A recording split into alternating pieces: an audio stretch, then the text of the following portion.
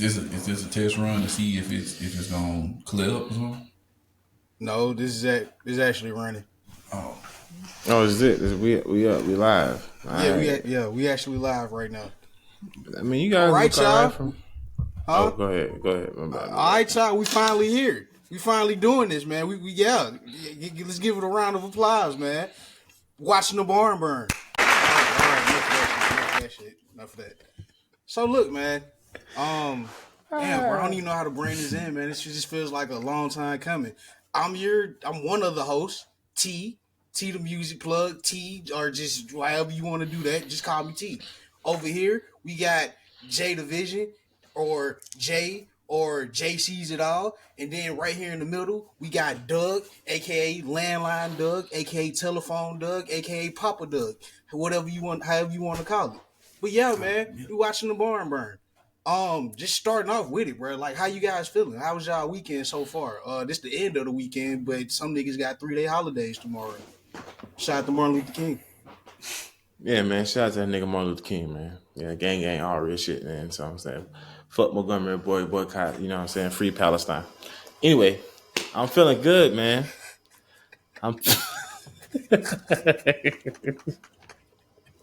Don't start y'all tomfoolery on this podcast first episode.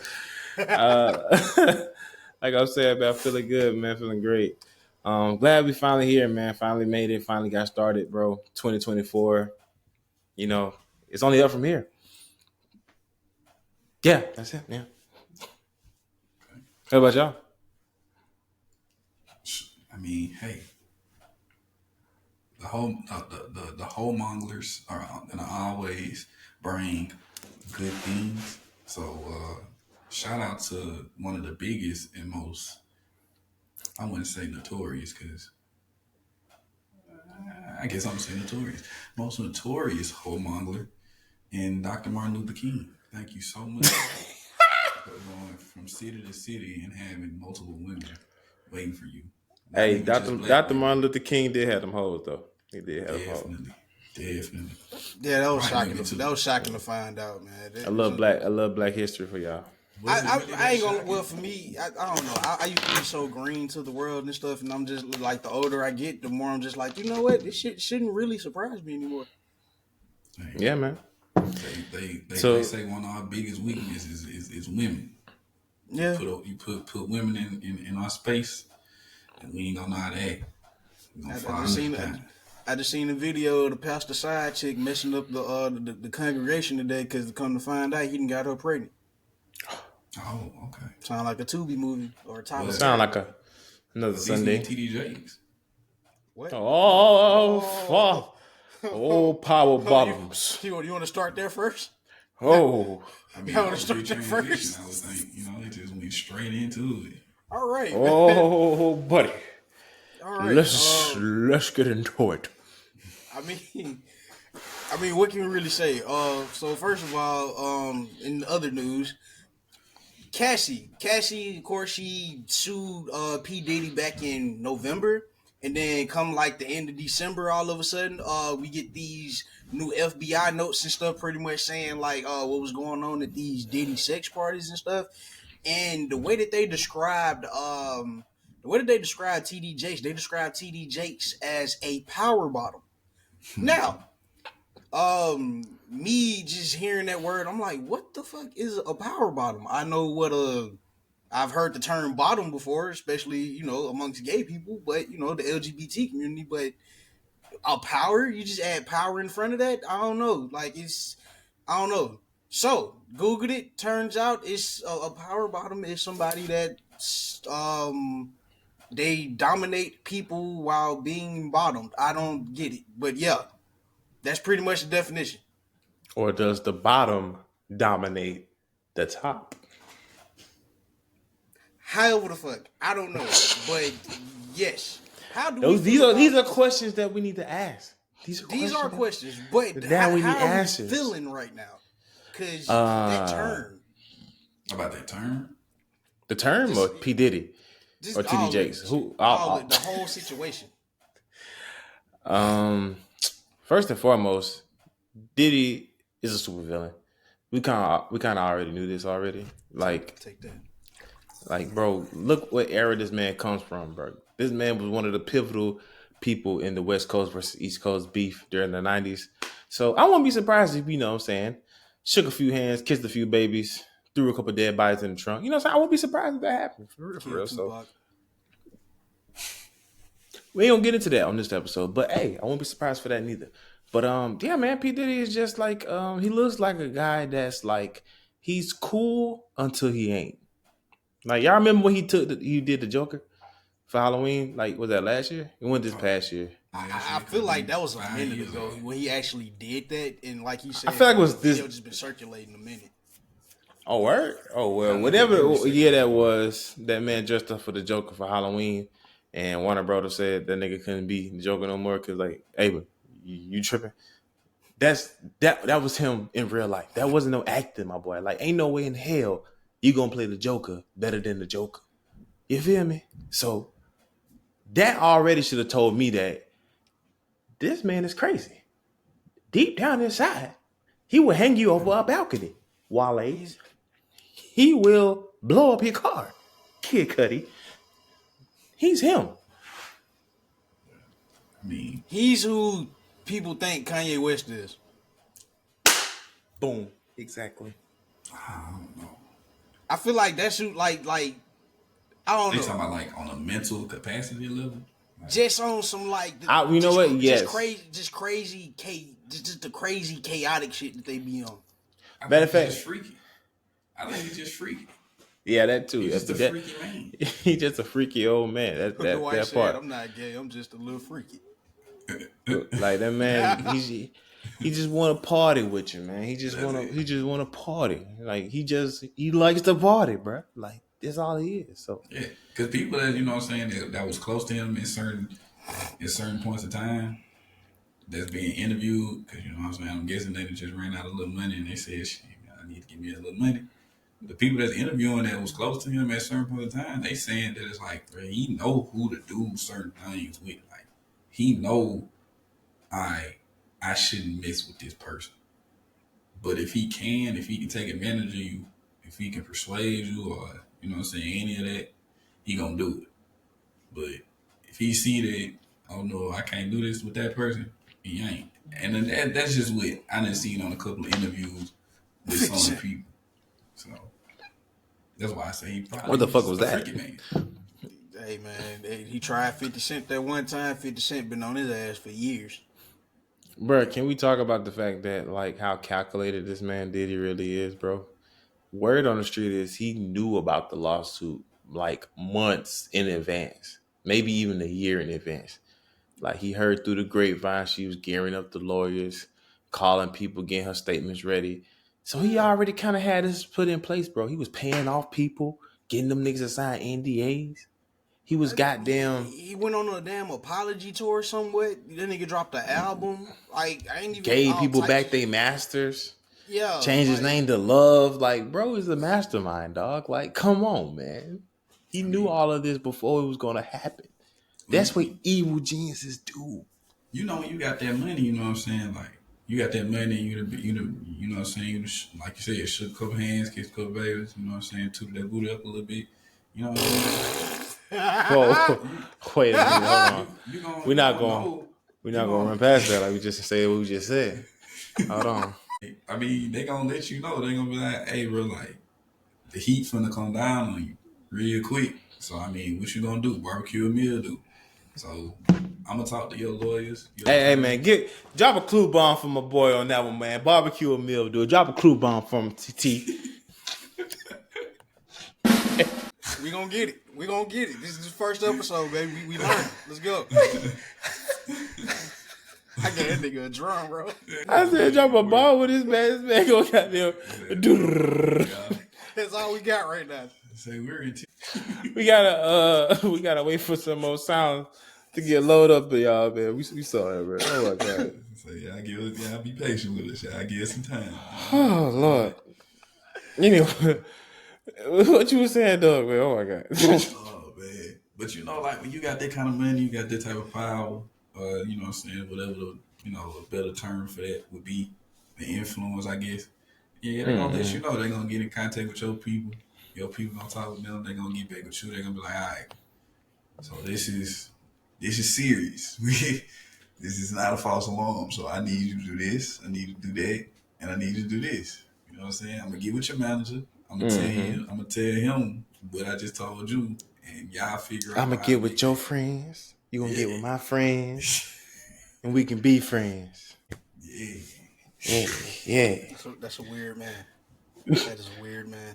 But yeah, man, they got with him. They told him what to do. You know what I'm saying? And it's Hollywood at the end of the day, bro. Like being in this industry, technically, kind of, or going towards this industry. I done met a couple people, and I done heard some stories that, yeah, man, a lot of our favorite celebrities be on that type of shit, bro. They be on that type of time where he'll go to their parties on some. Oh, I'm about to go to Chris Brown's party, yeah. And it's like once midnight comes, the bit turn into something different. You feel me? Like, hey, no more cell phones type of party. Like, everybody. It's about to get real dirty in here. That's like that lady. Remember that lady that went viral in Atlanta? She went to like a damn swingers party unknowingly. Oh my God, I remember that. Bruh, I literally just found out about this place called I don't know if I should say their name on here or not. Like, is that free promo? Should we give people free promo? It definitely is free promo. You can't say free promo. But is this place, I'm going to just call it TY, or is it TV? TV, or yeah, TV. So, it's because it's TV for my Atlanta people. They know what that means. But yeah, bro, I heard that you can go in there, you pay to get in, and on the daytime, it's just a sex store during the day. But at nighttime, lots of them. This sound like Portland. Yeah, It sound like Portland. At nighttime, you can pay there. You know what I'm saying? You and whoever else you meet in there, y'all can do some strange with a piece of change. You know what I'm saying? It sound like Portland after midnight. And nobody gonna say nothing to you. They ain't gonna judge you or nothing, man. Just go in there and just. Yeah, get real acquainted. You know what I'm saying? Giggity. Nah, I mean, like, I think it's crazy. It ain't so much as crazy, but it's like, if you really think about it, it's a whole nother world of like kinks and like fantasies and stuff like that are getting explored every day under our noses, and not necessarily under our noses, but right in front of our eyes. And just because it's almost like this, like how we was talking yesterday when you was test driving the Teslas, and you was like, man, I be seeing them all on the road and stuff like that. But that's because you got more familiar with it. But if you wasn't familiar with like the Teslas and you weren't seeing them every day, you wouldn't even notice how many you see on the road. So they right there in our face. These spots like that is right there in our face. But because we not interested in that type of world, we don't even realize that, bro. We done been going to a place every day that's right next to one of them. Bro, that's like right now. Like when I go walking, like when I go running around my neighborhood, nigga, it's you know how many massage parlors are around my neighborhood? Yeah, massage a parlors, bunch of ages up there. Happy Time massage parlors, Happy Ending massage parlors. Not Happy Time. Just happy time. Yeah, bro. It's always Happy Time massage parlors. All of them always either got something to do with happy, dragon, or time. Oh, God. That's gonna be in the title one way or another, in the three of them words. First, you know, it's more than that. Yeah, it's more than a happy time dragon. It's more than a happy time dragon. It's more than that. So real quick before are we done with it? Are we done with this topic real quick? Because I was gonna kind of segue into something that's kind of within this too. No, go ahead. Yeah. Jeffrey Epstein's list. Now, thing about it, the list hasn't came out yet, but at the same time, a little preview of it then popped up, and we done seen some names circulate on there. And you know what's crazy? I haven't seen the list yet. Really? I have not seen the. Hold on, y'all. I gotta look up the list, bro. Send the list link, T. I'm gonna have to look on X. Now, you know it's so you think we can't just Google it? X. That is literally my first time saying X this whole time. I still say Twitter. I don't think I've ever said X shit. I still say Twitter. But even when people say X, like, you know what I'm saying, like official like sites or anything like that, they be like, yeah, man, check me out on X, formerly known as Twitter. It's like they gotta make sure they put Twitter in that some way, shape, form, or fashion. I don't think it'll ever get to the point where we just like straight up just X. Damn, they gotta be in the Foster. That's crazy. All right. You found it, I think I did. I'm trying to see if it's from a valid source. but pretty much like the names that I did see. Seen Oprah, of course. Wait. How do we know this is valid? That's I don't the know thing. if Let's put a disclaimer out there. We don't know if this list is valid or not, but this is what they're saying. Yeah, because I don't think the list actually came out yet. But yeah. Can you even have Oprah come suing us? We just got here. It's only our third day out here. Hey man, look. Yeah, I don't even know if we should really be talking about that as far as specifics of names. Oh, okay. Well, Nah, man, put it out there, bro. Let's see who out there, motherfucker. Definitely we have to be like allegedly. Okay. Alleged. Well, how about this? One of the names that was allegedly on there, Stephen Hawking. Oh shit, I think I found it. Oh shit. You know that motherfucker probably could walk. Somebody said that. Somebody said he that man on that island. He got there as soon as he pulled up in that wheelchair, just His ass probably needs pull up in the wheelchair. His ass goddamn, he probably can fly. That nigga probably can grow wings. he was probably floating over that motherfucker. Now I ain't gonna lie to you. He definitely floating around that island. Oh my gosh, Stephen, you're so full of tricks. That nigga Yeah, Peter baby. Pan. Yeah. You doing it wrong, Jay. You gotta. Oh. Yeah. I'm on his ass now. I can talk about him now. Shit, fuck it. You popped up on the wrong list. It's free game, Bruh. This list says Giselle Maxwell, Prince heard that name Andrews. He's the Duke of York. Giselle Maxwell is Epstein's former girlfriend. And she was also convicted in 2021 of sex trafficking in connections to Epstein's activities. You got Donald Trump, Bill Clinton, Hillary Clinton, David Copperfield, the magician bit? What the fuck? You got the magician on your shit? That's crazy. He was an act. I mean, he had to. Motherfucker on that milk. You making a little girl the shit disappear. Al Gore, Leonardo DiCaprio. Meats disappear. Oh, Stephen Hawking, we just said that. You were the Barack. I don't know what the fuck that is. Michael Jackson. Lord. Kevin Spacey, George Lucas. Hello. Oh, not Talking about Star Wars. Man, it's a long ass list, bro. It's Naomi Campbell, Sharon Kutcher, Model. Bruce Willis. That nigga probably don't even remember being on that bit. Oh, nigga, stop. Stop, bro. Oh, shit. I'm just saying, bro. That boy probably he should. I feel like if anybody deserves grace on this list, it's my man Bruce Willis, because my man has no recollection whatsoever of what happened on the island. Just we know say Stephen Hawking had recollection. we'll never find out. Wait, is that nigga dead? I think so. I mean, to be honest, it was no other reason for him to be there if he wasn't able to walk. If he wasn't able to walk and freak, what was the point of him being there? This nigga said there's no other reason for him to be there if he couldn't walk. Like, That makes so much fucking sense. I'm not even gonna lie to you. That makes so much sense.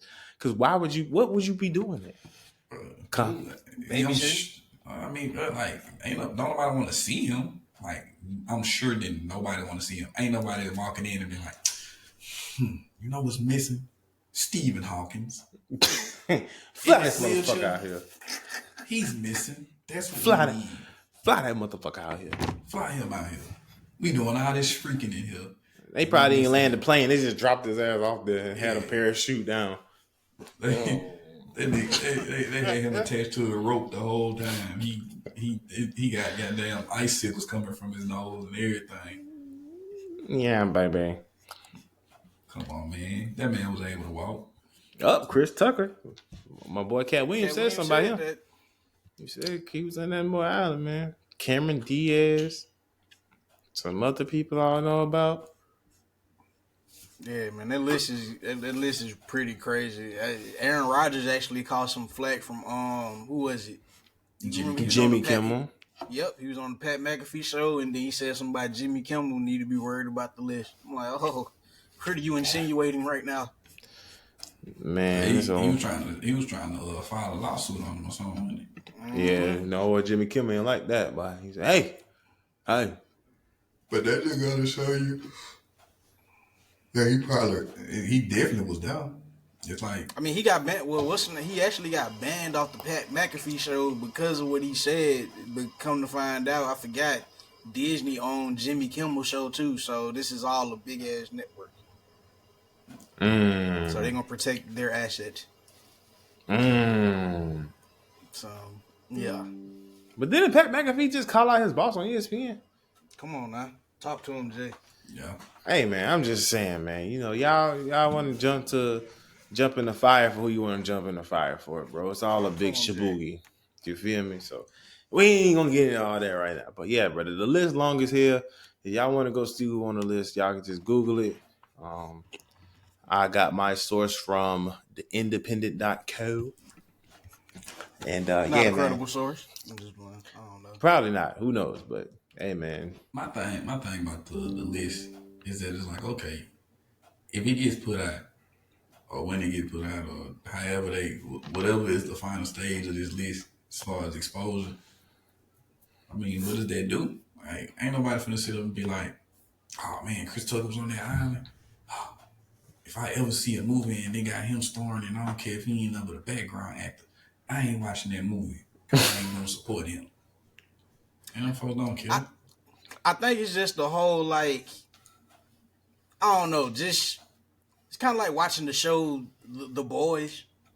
Don't put all your, like, don't, I don't know. Your idols got bullshit going on too, pretty much. And basically, these niggas ain't as perfect as people make them out to be. Right. That's how I'm taking everything. Public humiliation. Like, do not treat these celebrities like gods because they're not. I mean, But you're right though. Like, ain't nobody finna sit here and boycott fucking Leonardo DiCaprio, bro. Like, come on, dog. It's fucking Leo. I mean, Chris Tucker is like, who gives a fuck at this point? Exactly. Like, my boy was just in the air, man. Like, come on, man. But at the same time, it's like, if they ain't got the thing of it, they gonna have to prove that they was in connections to whatever the fuck Epstein had going on, because that's what they really trying to say, is that whatever the hell Epstein had going on the island with the child sex traffickings and all that other shit, all those celebrities was a part of that shit, bro. So if they drop that knowledge and prove that, then it's gonna be a little different. Then I'll be like, oh, you know, what I always make it y'all going to jail? Nah. See, and that's the thing. Is like, are they really gonna go to jail? Like, I feel like the only way. Yeah, I feel like the only way that they would go to jail is if they wanted them to go to jail. Like, it's like, all right, true. Because what? I mean, otherwise they would just be like, I'm sure they knew. They knew. That's why I can't wrap my head around it, because it's like, all right, who's disciplining who at this point? Like, who's making who's the jurisdiction? That is a great point, because even me, like with this Diddy, I mean, kind of like with this Diddy junk, it's like, I mean, I ain't gonna say it's too late, but people coming out saying stuff now and all this junk about Diddy, it's, yeah, you didn't have so much time to get away with everything, but now it's like, okay, now it's like, you know what I'm saying, yeah, who gives a fuck? But at the same time, now your public image ruined and shit. Now you can't get certain deals. Now people gonna look like, now people gonna think twice before they work with you. It's just, I don't know. It's certain things that like come from the fallout of some shit like this. So I feel like, yeah, in a sense, ain't nobody gonna really care for real. Far as like surface area and stuff, ain't nobody really gonna get punished. But it's like in the background, We don't know what type of deals these motherfuckers might be missing out on. Well, you know what I'm saying? It's just different stuff that like come with that. And then I feel like once the public get knowledge of the junk, it's like, okay, well, we really can't work with you no more. You know? There's like certain people that get in trouble and it's like, damn, they got another road even after they did this, and this. It's like, well, you technically didn't really prove that I did this, and this. Well, now we got proof. Mm. And I think they always have proof. I think they literally. I think it just take for it to get out into the public. It's like once you sway the court of public opinion, you either the public opinion for the most part. I feel like that's what matters more than anything. Do it sway everything? No, but it had like public opinion that had you looking at everything. Like public opinion that had you looking at people a certain type of way, which would make a damn jury or something like, oh, you know what I'm saying, not mess with you, or you know what I'm saying, choose to go with the public. You know what I'm saying? Yeah, for sure. I was saying it's that image. That image is, you know what I'm saying, that's what's important. You know. Big facts. I agree with Doug, man. It depends on whoever the hell pulling the strings for real. If they want to take you down, my guy, they'll take you down. Like, yeah, this Diddy junk do seem kind of sudden and junk out of nowhere, and bro, most of them, like, but we've been saying this junk for years though. Like I don't know if they started with the Tupac shit. It is most of them are, bro. I ain't gonna lie to you. Most of them are. Like, even though these people they may be fucked up, but it's still the fact of like the Bill Cosby shit, the R. Kelly shit, Diddy, goddamn now Suge Knight, not the Suge Knight, who the dude they just said they blame the murder on Tupac on Keith D, yeah, like, bro. What all this shit is random. It's like, yo, all this could be true, but now it's like, now y'all want to say something? Like, where was all this proactiveness when this shit was happening? But hey, I digress. So in other news, Michigan won the national championship over Washington, beating them 34 to 13. Beat the dog shit out them boys. Yeah. So let's get into it real quick, man. Do y'all feel like Michigan are the favorites going into next year's college football season? All right. That's tough one to say. I don't know about that one. Yeah, what's the name? Just declared for the NFL draft earlier today. To my JJ. No, JJ gotta make it McCarthy. So we're gonna see how them boys looking. I don't know if they lose their two running backs, Edwards and what was it, Blake Corum. Yeah. If they go to the draft, then yeah, I definitely say Michigan's in a rebuilding stage for sure, bruh. And then the crazy part about it, have you seen a schedule for next year? Michigan's schedule? Yes. Uh-uh. Oh my God, bruh. They schedule is ridiculous. They play Fresno State first. They play Texas the second game, and then they play Arkansas State, USC, Minnesota. Then they play at Washington, at Illinois, Michigan State. They play Oregon, Indiana, bye week, Northwestern. Then the last game of the season is Ohio State. Yikes! Wait. Ain't the Big 12 dissolved after this year? Like, ain't no more Big 12, right? The Pac-12 dissolved after this year. So Washington, Oregon, certain teams are coming to the Big 10. Oh snap! And then which even the Texas junk kind of surprised me because Texas coming over there where we at this year. The SEC. So ain't no more Big 12 though. So ain't no more Big 12, ain't no more Pac-12. No, ain't no more Pac-12. Oh, the Big 12 still here? My bad. I'm tripping. You're right. The Big 12 gone. Big 12, that's the one that had Oklahoma and Texas in it. Right. Yeah. I thought just Pac-12 and Big 12 gone. I thought just them or the Big 12 was leaving. Nah, I think the Pac-12 then got dissolved. The Big 12 still exists. It's just the teams, certain teams then came out of the Big 12 and they joined the SEC. Like Oklahoma and Texas. But Big 12 still got Baylor, TCU, them type teams. Yeah. I think the Big 12 is going to get dissolved sooner or later. I don't think it's dissolved now, though. So we gonna see how that happens. But I remember them saying something about the Pac-12, like Washington's going to the Big Ten this year. So I think the Pac-12 is over with, man. That's Crazy. cool. But yeah, man. Went out with a win, you know. Yeah, I was pushing for them boys too, man. I thought my boy Michael Penix was gonna pull it off, especially him repping the do-rag, you know what I'm saying, shouting out his hood, his partner in jail. I'm like, bro, he about to get active in this championship. Man, got your ass whooped by them white boys, man. God. I mean, But man, are you they threw that surprised, bro? game. I'm a little surprised, man. I thought he would be built a little better for those type of moments, man. I don't even think it was him, bro. Like, I mean, yes, he did have some passes where it was like, all right, you overthrew these passes or whatever. But then at the same time, y'all ain't dealt with a defense like this the whole time. And a part of me just feel like, nigga, if, like, don't get me wrong, Michigan was a good team in junk, but at the same time, if y'all would have ran into a team, if Alabama would have got past Michigan, that shit would have been way worse. Like, that shit would have been way worse because he had pressure on him the whole game. Perhaps.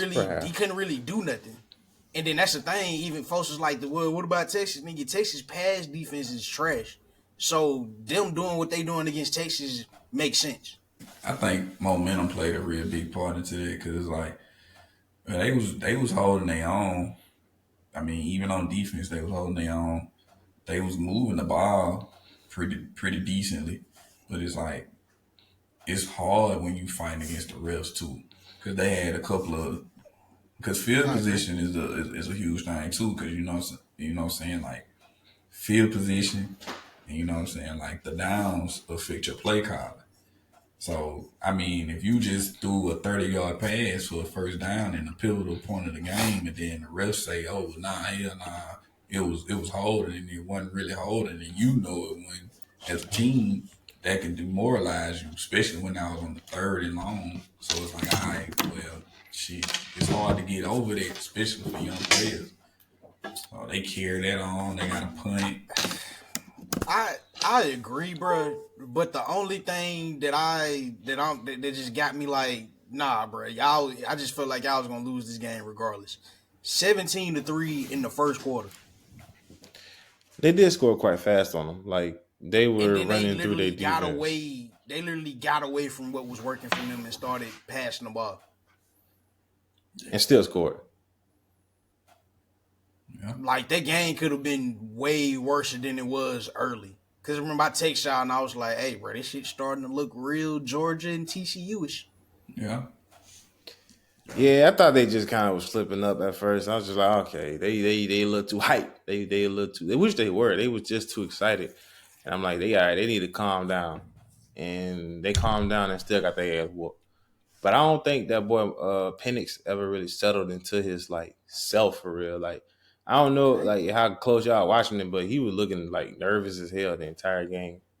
Like I think he was frustrated than anything. Like, cause I mean, bro, you gotta think, bro, this is an older dude too, so it's like he know he ain't really too scared, but it's like, all right, bro, you know, you get a little frustrated, you get all these false starts, you get these holdings, you get these, you know what I'm saying, pass interferences or whatever that's not being called, and it's like, all right, bro, you know what I'm saying, like, all right, I gotta fight against this rush, this pass rush, and I gotta fight against the refs. Like, I mean, it's like I think it was more him being frustrated and him trying to make a play out of nothing to try and compensate. It's almost like if you betting and you get you know what I'm saying, you sports betting in general, you feel me? Or any type of betting, you always gonna try and chase them losses. So I feel like he was trying to chase them losses. That right there makes a lot of sense. I agree with you on that one, Dougie boy. Yeah. I just feel like the better team won. I mean, yeah. I just feel like the better overall team won, and it was just kind of like it's like when Jalen Hurts was at Oklahoma, nigga. This is all we got.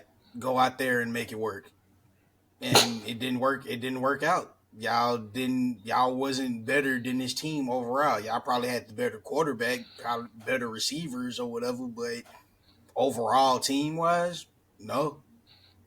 And then not to mention y'all done had close games damn near every game of the season. I say this. I say this. The gap between the talent wasn't as big as it may have looked on paper. It definitely wasn't at all. What I will say is the gap between coaching was definitely more significant. That play calling made a big difference. Like them two, because you gotta think about it. It's like, okay, if you take away them two 40-yard runs for touchdowns, which he literally didn't get touched on neither one of them touchdowns. Now it'd be different if like, all right, there was a missed tackle or two on both of those runs, but he literally didn't get touched at all. So for him to not get touched at all, that's coaching and play calling. Because that means that you just wasn't in position to make that tackle in the first place. That was either a miscue, a miss signal, a misunderstanding on your, you know what I'm saying, on your assignment or something. So, but that's why it's like, all right, when they started, when they got away from the run, started passing, and then they got back to the run, they was able to, you know what I'm saying, stop it for the better part of the rest of the game. It's like, okay, at first it may have looked like, bro, they just getting ran over. It ain't so much that they were getting ran over. It was just the play calling was better. There was a better offensive play being called than the defensive play that was being called. Man, them Like boys couldn't hit water if they fell out of a boat. Thank Missing you, tackles bro. and shit. Thank you. Like, Man. yeah, bro. It's like Pac-12, bro, Yes. they not really known for like having big beefy ass athletes. Big Ten, the way that Michigan is built, like they got those type of athletes. Now I get what you saying as far as like the talent and stuff like that, and you know what I'm saying in coaching and shit. But I just feel like you don't get into the end zone that many times you don't get into the red zone that many times and don't score. this is what I'm saying. And we come on, bro. We all play sports, bro. Let's not act like that, bro. You know when you get down, especially as a young player, bro, you gonna sit up there and you on the sideline, especially if you ain't even getting that many touches or you ain't getting that many reps. You gonna sit up and be like, well, shit, bro, I don't give a fuck. I'm gonna be back next year. I don't give a fuck. I'm just playing. You know what I'm saying, bro? Just because they're on scholarship and they playing in a very like televised game don't mean that they don't think like that. Like, bro, if you get scored on quick like they did, bro, that's gonna get you to a point where you're like, man, fuck all this shit, bro. Like, But you done been in these positions already. You done been down before. Like you going down 17-3 in the first quarter, it shouldn't have demoralized you at all. And then a lot. say that. You gotta also understand, bro. We can sit up here and say that now because we're older. We damn near 30 now. So of course we gonna say, okay, we shouldn't let that demoralize us. But these is kids. Them still kids. Penix ain't no kid. He's not. But he's frustrated because the kids sitting up. I don't know if they would necessarily demoralize that early on because when Michigan scored them 2 times, they were still kind of like playing hard. You know what I'm saying? Like they just couldn't get their offense going. I felt like after halftime, because then Washington scored before halftime, right? Right. I want y'all to go back. Scored. I want y'all to go back and look at them two touchdowns that they got. If that man got touched, because this is my thing. I understand y'all saying, all right, bro, they bigger. I'm not sitting up here and disagreeing with y'all on that part at all, because it's like, yes, bro, the Big Ten obviously is gonna have bigger talent.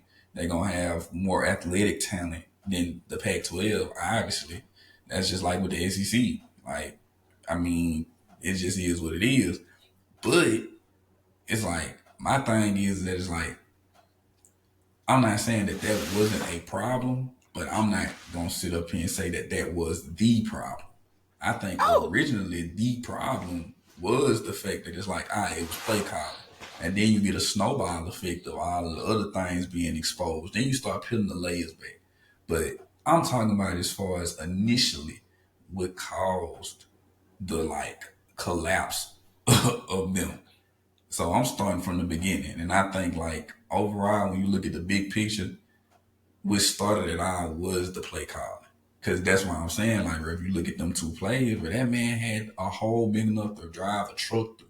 I remember seeing it. That was wild. He had a hole big enough to drive a truck in, but it's like where I see what Doug's saying, man. I agree. Like I was, because on some of them plays, I was still wondering, like, bro, why haven't they adjusted for the run yet? Like, they have literally ran the ball 10 times this one drive, and you still playing it like they finna pass the ball.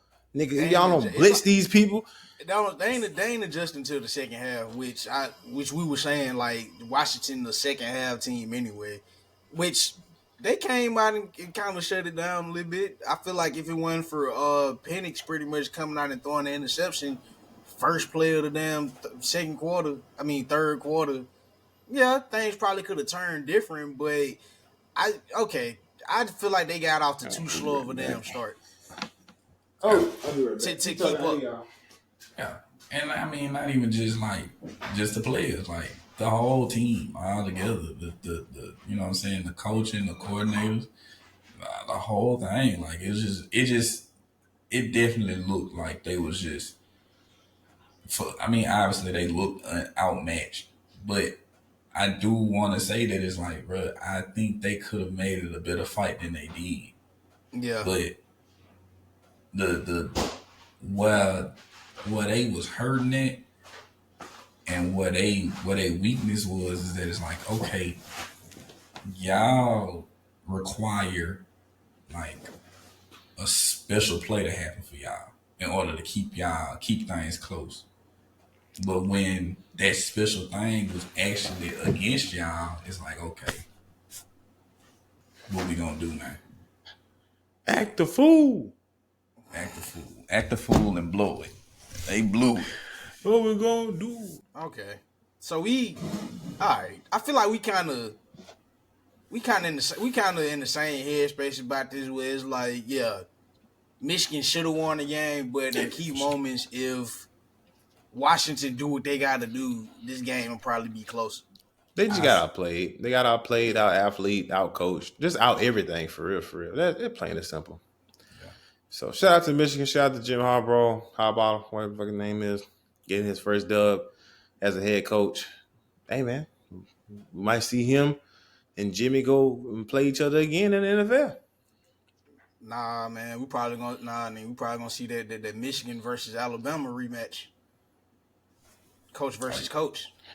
You talking about because did take? Oh yeah, my man.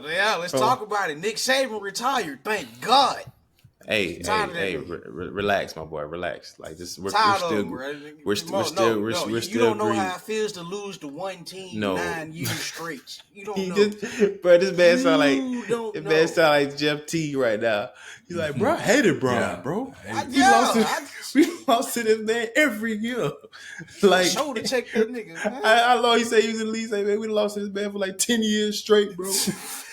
You know how I feel to lose one man 10 years straight. And the home, look, we at home, they cheering for Brian too. Man, I'm talking about, I'm frustrated. Out that nigga. Jeff T was on your head for that one. Yo, shout out Jeff T, man. That was hilarious right there, boy. That was about the funniest, one of the funniest NBA stories. I think I would put that up with the Magic Jimmy Johnson Butler story. Which Jimmy Butler story you talking about? Talking about the one he came out with the nipples out in the Timberwolves in the Timberwolves practice. Bruh, yeah. Oh my, that was also hilarious. That's top 3, bro.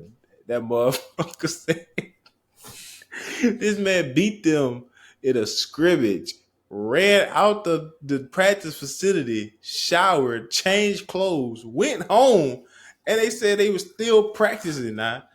Bro got up. What the hell? Yeah, bro was still. Rachel Nichols.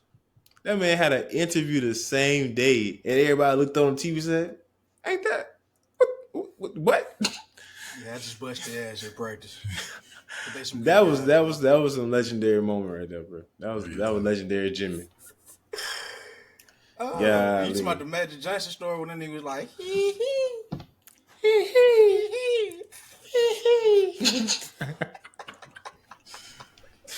He said, Mike, you gonna let him do you like that, Mike? Don't let him do you like that, Mike. That shit was funny. But yeah, man. I think the hiring is a great hire. You know what I'm saying? I'm excited to see what them boys do with that. You know, I just hope he brings some defense with him because this ain't the Pac-12 no more, my guy. Yeah, So I was he. it's a different ball. Has he ever coached in the SEC? Uh-uh. Because I know But they say he everywhere he got a done winning went. record though. Yeah, everywhere he done went, he done prospered. So, but I just feel like with Alabama fans, nigga, y'all trying to replace them a living A legend with goat, this bro. guy. You got some Nigga, big that's shoes to fill. But listen here, BS. while we're on the subject, let's just talk about why do y'all think Nick Saban retired? I want to hear y'all go first because I already got my theory. But why do y'all think he retired?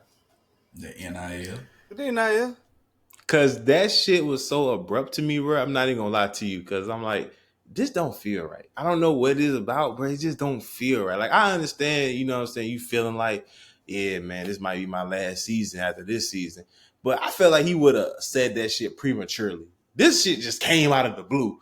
Like, yep, I'm done. Yeah. That nigga said this season was one of his most challenging seasons as a nigga said, coach. I can't take it. I mean, Bro said it took so much up out of him. It did. I was reading the comments, I was on Facebook, and one of the dudes said the ideas fucked everything up for this man. Now the player feel even. He can't just buy players no more. I was just about to say, it's like, bro, He he killing them inside. I he was said, yep. he was about the prototype for like, oh yeah, I'm a buy you. I'm a basically buy you, like, bro. Oh yeah, he was the first coach putting them players up in them cars, man. Yeah, he wasn't the I don't first know if he coach the to first, do that shit. He was the but he definitely was the prototype. he was the first coach to turn it into a damn 17-year dynasty. Shit, nah, Yeah. he was the first person to take it to the extent and win as much as he did. He wasn't the first person to do that. Hey Miami man, he had them Hurricanes. boys in. Look up to you. Look up to you. Oh, okay then. Okay then. Nigga, they was putting bounties on folks. Nigga, if you hit this person, I got you 100 right here. As soon as you come back to the sideline, not take his ass out. Shit. The fuck? Nigga, they doing it in the NFL. They doing that shit in the NFL. What make you think they ain't doing it in college? Hey man, that boy he can't compete with them boys no more, man. He can't buy them. Bro, have y'all seen Caleb Williams' house? Or that he was living in while he was on campus, bro? He's not even on campus, bro. Bro got a penthouse. A That's penthouse as a that's. college student. I mean, What? honestly, LA, bro. huh? Honestly, bro, I really hope he's worth all that because I feel like, don't get me wrong, the NIL junk, I'm cool with players getting paid. I love the fact that players getting paid. I just feel like it just take like an element of, I don't know. I don't know. The game don't really. I feel like it's a distraction, to be honest. Yes, it's a distraction. Like you're not really gonna get this players all and shit. Like which is Like I everything understand. I think that's what happened with Colorado too. Like the players kind of got caught up in the hype and the fame and all the shit, the attention they was getting. Is like it's a distraction, bro. And like the same thing with these NIL deals. Like the players are going to these schools to see. I don't even think they even care. Do you think the players still care about playing time, or they just care about where they gonna get the most endorsements at? Bro, no, that's like players that's returning back to school. A lot of these players returning back to school because it's like, well, shit, I make more money. I'm gonna make more money with this NIL shit than I will with the NFL. So why not let me get my last year eligibility big ass contract before I go up in here and they downgrade my shit again? So like Facts. I understand. It's just I just feel like it's getting to a point where kids don't want to like face adversity in a way. Like, you know They what I'm don't want to saying? work like, no more, man. They don't ain't want to trying to work bust no more. their And ass, it's man. like, bro, if you Where got the single if you got- mamas at? Oh, Where the single mamas at? I totally get what Dion was saying. I totally get what he was saying when he said that shit. But yeah, bro, it just take away from the whole like, the adversity. Like, okay, I'm gonna transfer because this person's in front of me and I'm not gonna be able to play. Nigga, okay, you might transfer here and they didn't brought in somebody else that's better than you. So you can transfer for no reason. You just ran to the same shit. Not to mention like you starting over. This is a new team. This is a new system. You gotta get into all of that. So I Yeah. don't know, bro. I just feel like I don't know. people not really thinking for real with the whole. And it's cool to get paid and all that junk, but it's like That's all you some of care these about folks now. just don't want to face adversity. That I feel like that's all it is. Facts. I look at it like this. It's just like with the NBA being a players' league, and the NFL more of like a, it's more political. It's like, okay, at the end of the day, it's like us as fans. Obviously, we're gonna have more of a interest in the team and the sports and the the actual entertainment of the game. But at the end of the day, we're like, these are people in people's lives. Like, everybody know, like, all right, bro, they might love the game, but at the end of the day, it's like the reason that they trying to go in and put so much work in is not just because they love the game. They ain't nan one of them players out there busting their ass because they like, shit, man, I just want to play for 4 years, play the hard as I can, and then, hey, go get me a job. Man, ain't none of them out there like that. Like, everybody out there got this dream, this hope that I get to play as hard as I can, and if I play hard, then scouts gonna see me and they're gonna draft me, and then I'll be able to get drafted, work hard, get that second contract, because everybody say if you get that second contract, you got it made. Everybody know that. Because at the end of the day, regardless of what we look at it like, bro, that's still their job. That's their form of like surviving and providing for themselves and their family. So I know we don't like the transferring part, but it's like it's understandable because it's like, okay, it's a difference between facing adversity and hedging your bets. And yeah, man, working hard and everything like that is cool, but I hate to go back to the betting like analogy, but it's like, Makes okay, sense. Makes sense. yeah, it's like, okay, if you sit up here and you put in a parlay, you know what I'm saying? Like, all right, Eric, you got a potential for more winnings, but if you take this safe bet, it may be a straight bet, but it's a safer bet. So, all right, you got the possibility of you know what I'm saying, winning all this money, but the risk is way higher. So instead of me taking this high ass risk, let me take this low risk and get money regardless. It's like I ain't nothing guaranteed, but I want to get as close to something that's guaranteed as I possibly can. That's understandable. Not knocking it. I'm just,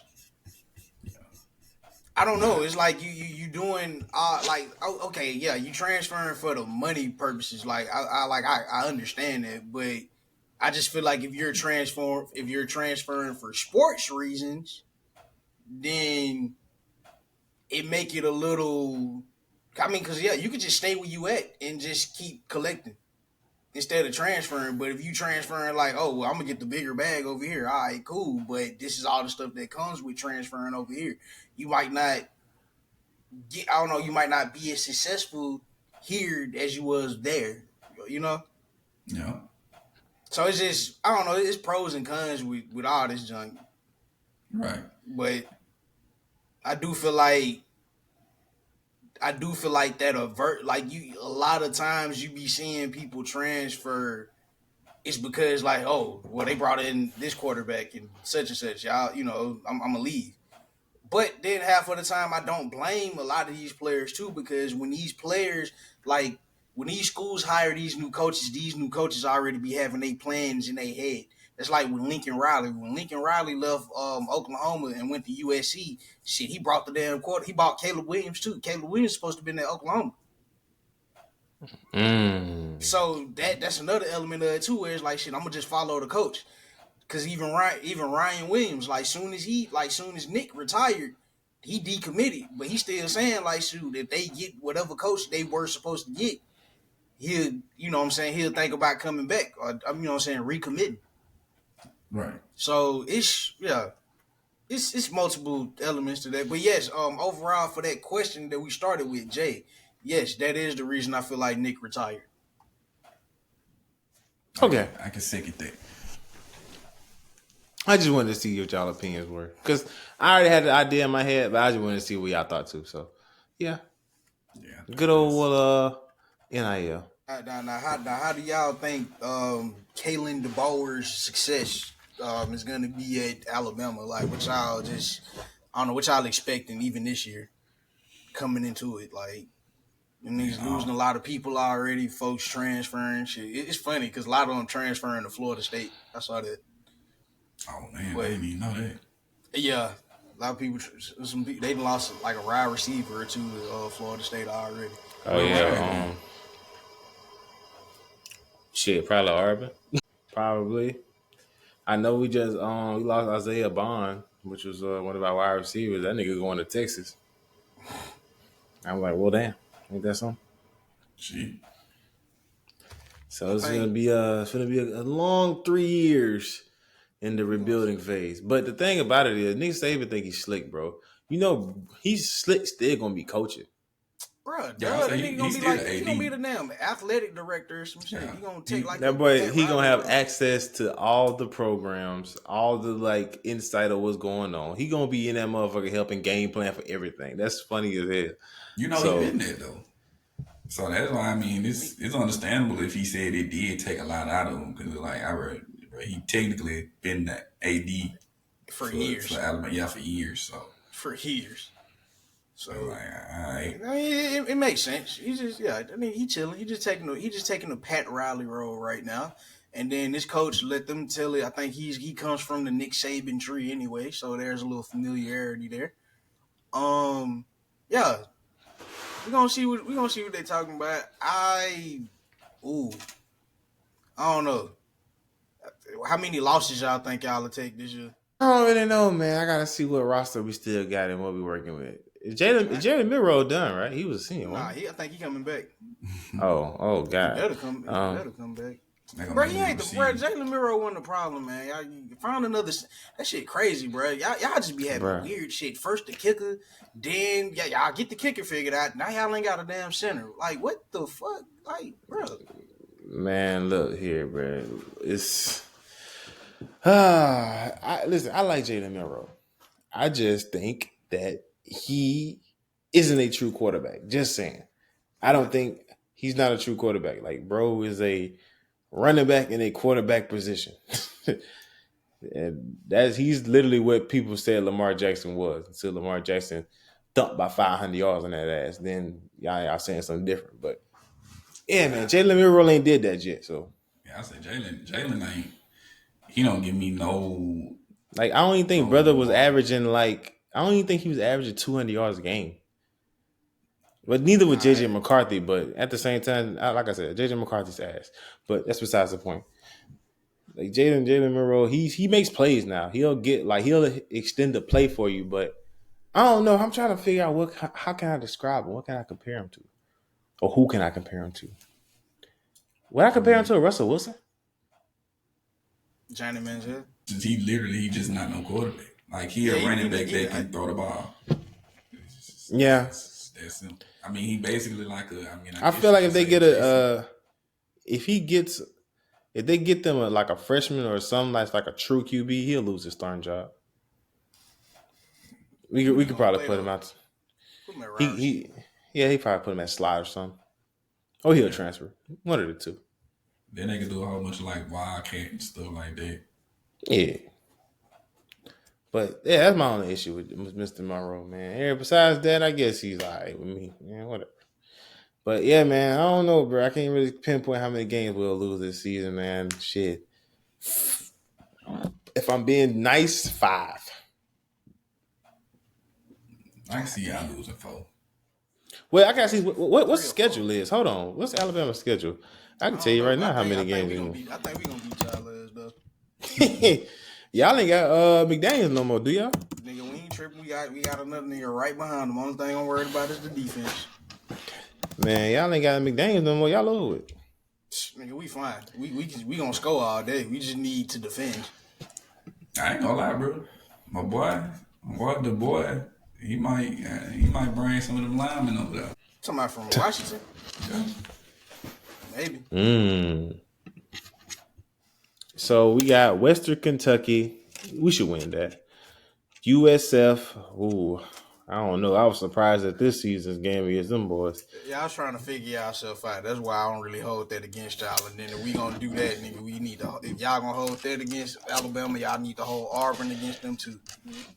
Man, listen, Auburn. We all know Auburn is poverty until they play us, so that don't even count. So I'm gonna count that as a win. A win. Then we're at Wisconsin. Depending on how Wisconsin's looking next season. Yes, we play them at Wisconsin. Look at y'all traveling. All right. Of course they're gonna go to Wisconsin. Wisconsin, boo boo. Or they was boo boo last year. But I think Wisconsin. Well, I don't think we played. No, Wisconsin was in a neutral area. I would say that's what we just beat an all bowl game. Depending on how they looking next year, I don't know. That low key might be an upset. They were 6-6, right? I think so. But we're gonna see. Wisconsin, I'm gonna put a maybe by them. Then we played Georgia. Jesus Christ. Wait, we played Georgia? Yeah.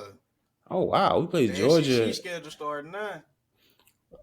We played Georgia as a regular season game, September 28th. That's like the 4th game of the season.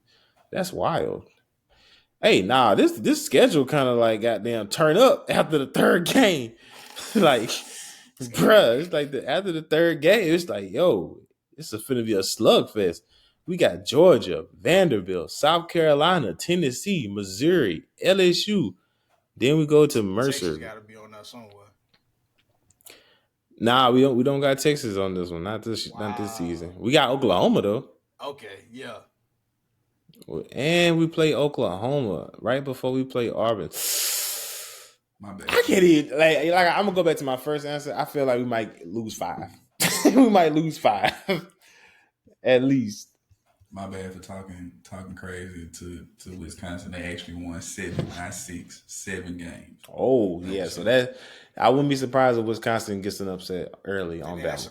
Know what I'm saying? Then I'm like, y'all going to Wisconsin. Like, it's not a neutral site game. We're going to Wisconsin. Like, yeah. I've been wanting Alabama to travel for the longest. It's a shame niggas ain't traveling with Nick. He got out at the right time. He got out at the right time. It's gonna be an interesting season, man. We're gonna see what happens, but yeah, man. Much luck to Coach Debauer, whatever the fucking name is. So yeah, man. Roll Tide Roll, because I don't give a piss about the tie. So, how y'all feel about planes? About who? Planes, like airplanes. How do we feel about planes? I mean, shit. I mean, I guess they're So cool. you talking about that Boeing? That Boeing plane? Wait, what? That shit was fake. What happened with the Boeing plane?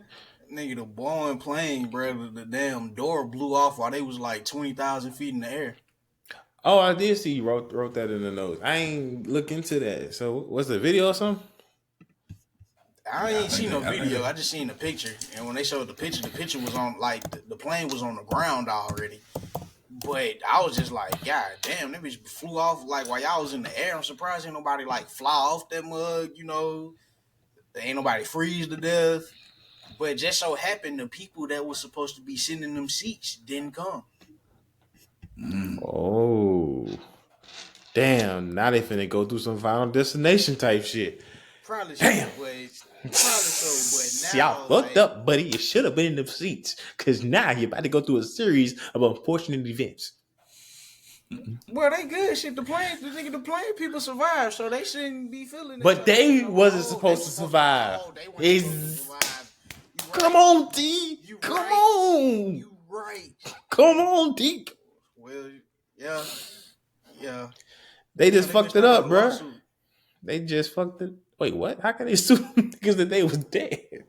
The family can. Oh yeah, I guess.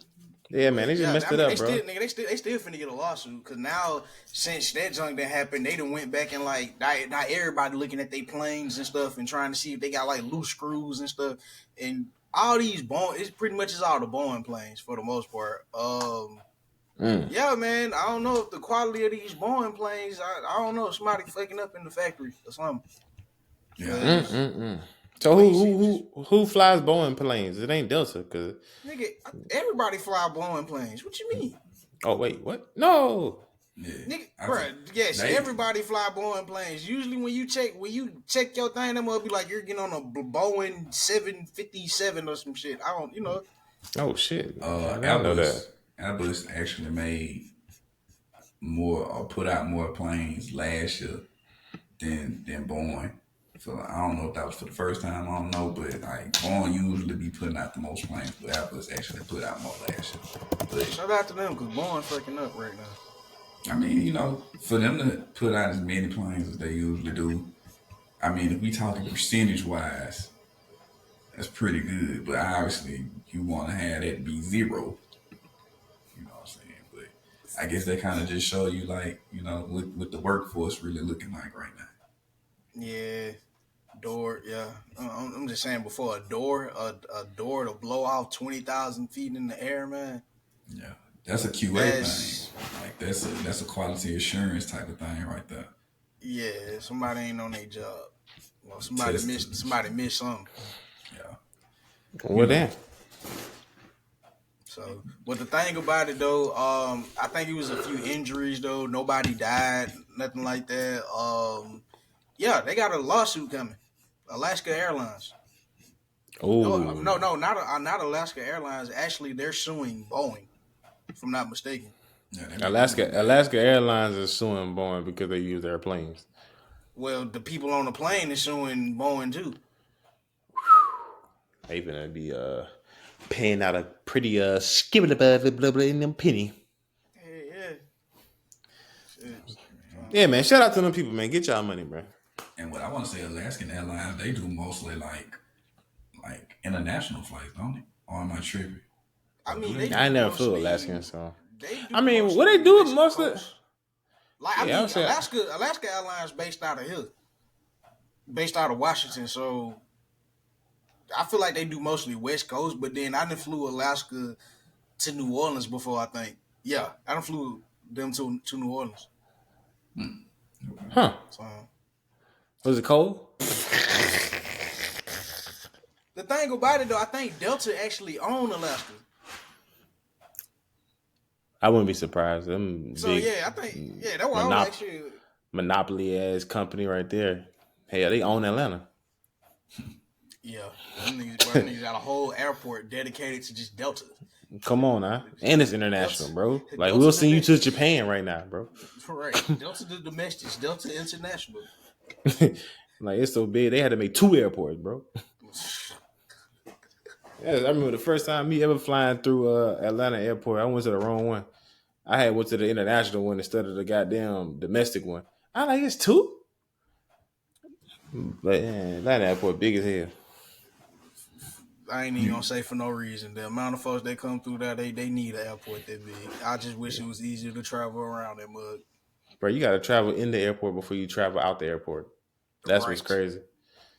That's crazy. Right. It ain't no short distance either. Like, man, I got there. Well, the lady told, remember you to drop me off at the airport? He was like, nigga, we need to get there like now. I'm like, oh, I didn't think it was gonna be that bad. Shit.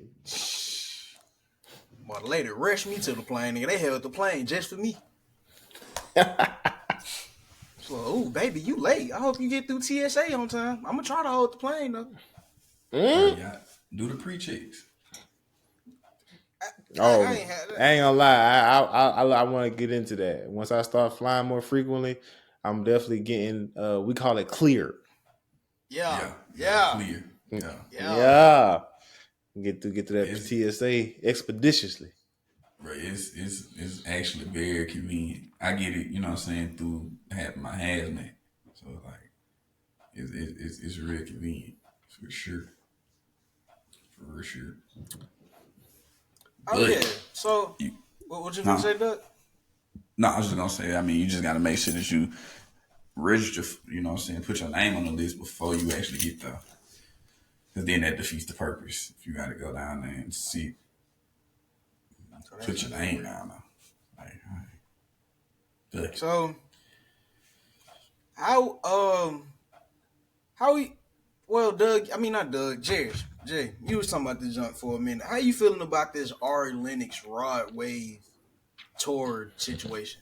So recently, she pretty much just got on there like about a week ago, but pretty much she was just talking about like just the crowd and stuff, how they not receiving her well, and just yeah, she's not really fucking with the tour like that. How are we feeling about her feeling this way?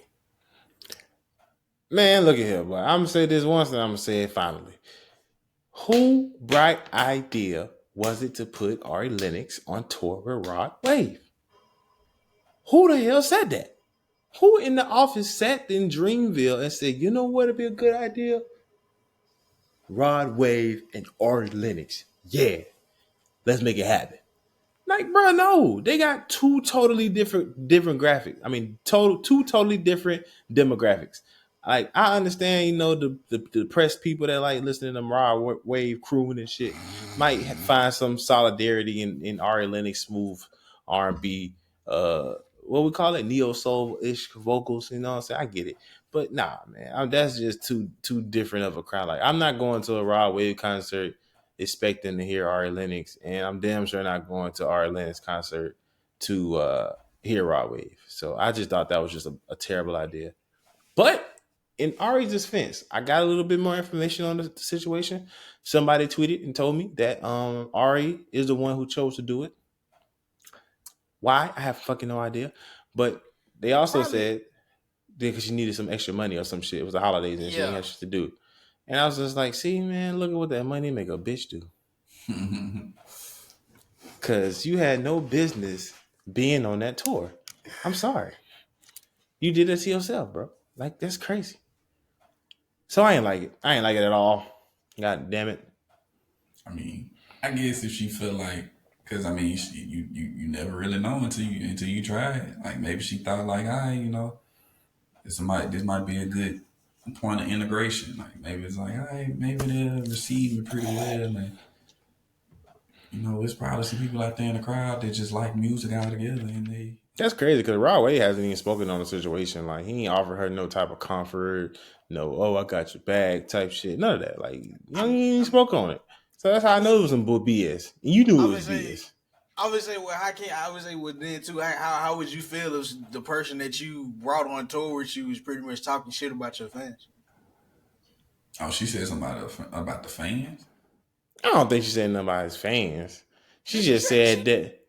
that the people just wasn't Receiving receptive. her Well, well. yeah, they weren't receiving it well, but at the same time, she was low key talking shit about the tour like the whole time. So I get that too. It's like, yo, you telling that I'm having a terrible time on tour, and did you even come to them at first about it or none of that? Like, Yeah, you just came out and just did this. so it's like, man, I always kind of doing some shit that just make niggas be like, bruh, shut up. I mean, bro. I mean, I'm that's sorry, kind of the I vibe she love you. give though. Like Yeah, you know what I'm saying? She's just that's the like one of vibe them she women that give. just be like, bruh, shut up. But I Just shut mean, up. but I think like her. I mean, like I would think that her fans would probably be similar to her in a way. I mean, I don't know, bro. This the same person that said black men don't like her and all that shit, and I was like, hey, nigga, I'm a fan, so don't pull that shit. You feel it's me? it's Don't it's pull it's that a Thank shit. you. it's a I'm Thank actually a you. it's R. a, Lennox stand. I was on you before, like right when you signed the J Cole, niggas. Like, stop. Come on, it's man. that We was it's in that before the victim Shea Butter vibe. Baby. But I feel like that's the problem with a lot of these artists today, bro. They be on some like victim mentality type of junk. And it's like I understand you got your social media and shit, you know what I'm saying? You want to talk about stuff.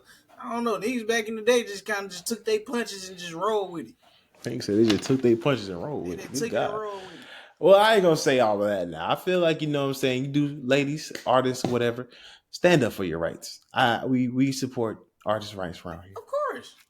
But at the same time, it's like some of the shit y'all complaining about ain't what we're complaining about. Like, why would you choose to take the tour on and then turn around and say, damn, I hate tour? She really, Nigga, I'm like, bro, do you have you listened to a Rod Wave song? You Come on chose to now. do this. Did you not know the artist the artist? That that's why I can't really feel too bad for her, man. Like, she said she had a terrible time on tour. You took the tour up. Like, you could Yeah, easily just said, I don't want to do this tour. I don't think this is a good fit for me. Why did you just get off tour? Don't artists do that all the time? Don't they just stop? Don't they just stop being on tour? She probably need the money. That's crazy. Right, It's I kind think I mean, it's like, what are they doing over there in Dreamwear right now? Like, do you believe? I feel like that's another topic, but how do we feel about these labels? How do we feel about artist labels with other artists? If that makes sense, y'all know what I'm saying? Give me an example. Like Dreamville, for example. Dreamville is J. Cole's record label, right? Oh, I get what you're saying. But he also has artists under him. But J. Cole is also an artist himself, who is also under a label. What label is J. Cole under? I think he's directly signed to. I think he still signed to the Rock Really? or Rock Nation, or has a. I No, I thought think he actually has a Def Jam. Let me see. I thought J. Cole Dreamville. was free. He might be free as an artist, but I think Dreamville, the record label, It's is under an entity. another one. Right. It's Probably under so Rock Nation or something. Dreamville Records is an American record label founded by American rapper J. Cole. His manager Ibrahim Label is currently distributed through the Interscope Records and Universal in the unit. Yeah, so they're with they have a distributing deal with Interscope Records, and they're under Universal Music Group. okay. I mean, I feel like that's a whole nother topic. I mean, That's it's like kind of like Scissor with TDE. right, but TDE is actually like a label though. They're not well. Yeah, they're kind of like a They label. under Like these, Interscope too. true, they are on the Interscope. They're on the Interscope, but all I'm saying though, as far as like artist labels, how do they go about managing other artists? Because I feel like if you're an artist and I start a label, then I should have a little bit more insight of how to like market an artist. You know what I'm saying? Like how to get their name buzzing to the point to where it be on his own. Because look at Boz. Like Boz been with these niggas since the beginning, and he still ain't found his own footing. Like, did you know Boz dropped an album? Recently? Yes. Chill out. Before 2023 ended, this man dropped an album. Nigga, no, I didn't. Oh, Exactly. That's what I'm saying. Like I don't think they actually hold the responsibility of like managing them or like even and see, this is like what making decisions. This going back to the conversation we had. This is it. I don't think the artists do that. Who Like, responsibility is it?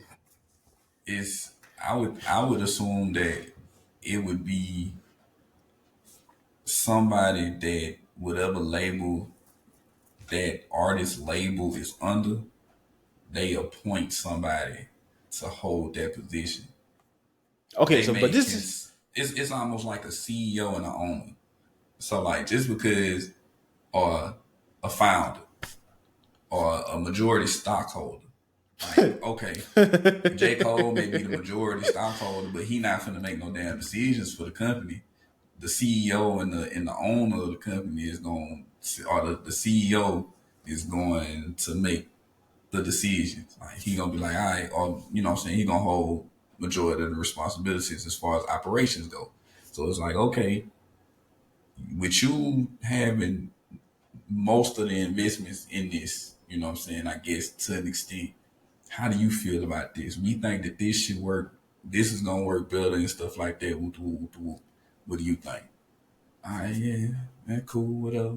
All right, if you think so, all right, bet we finna go talk to him about it. We gonna, you know what I'm saying, run it by him, and we gonna tell him to, you know, this is the budget that we are allowing you to have because of based off of what we see your potential being.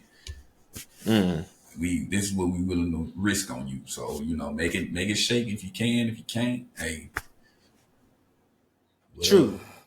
Okay, so with that being said, I agree. I see what you're saying. Like just because they're like the head honcho, don't mean they making all the decisions for the artist. So in that insight, the artist is responsible for its own marketing, like at least majority of Yes. it. Like I cut you the check, you get yourself popping. But at the same time, what we hear stories of, you hear record labels cutting checks for marketing. Like usually for an artist that you're trying to break, there's like a marketing budget, there's a tour budget, there's an album budget. You know what I'm saying? There's a budget for everything that you need type shit. So once you complete a project or you like, we got a single, we trying to push it. It's like, all right, now it's time to tap into the marketing budget. So what happens if the labels don't pay the radio stations to play my music, or they don't put up billboards in Times Square, or they don't, you know what I'm saying, put my music in a playlist on Apple and Spotify and shit like that? Like what happens then? It's like I can only do so much as an artist to say, tell my fans, hey, go stream my new single, this, that, and the third. And it's like, if I want to do more, now I'm tapping to my own budget, because it's like my label ain't really doing shit with the budget that they gave me for the marketing. So I got to take that out my money and do it myself type shit. You know what I'm saying? So it's kind of like, yeah, I don't know, man. It's a slippery slope.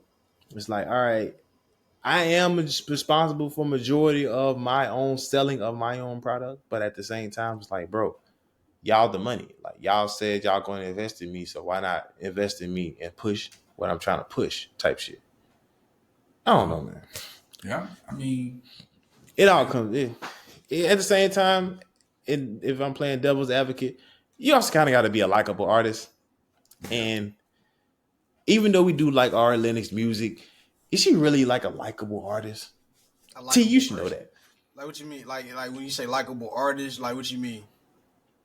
Yeah, I see her personality, how she is outside the music. I can see her running motherfuckers off, but musically, I say artist because to say as a likable person, you would have to know that person personally. So I don't like to say likable person. I'll just say likable artist. You know what I'm saying? Yeah. It's like I can look at you as an artist and say, do I fuck with you or not? You know what I'm saying? I do. I just feel like she's kind of.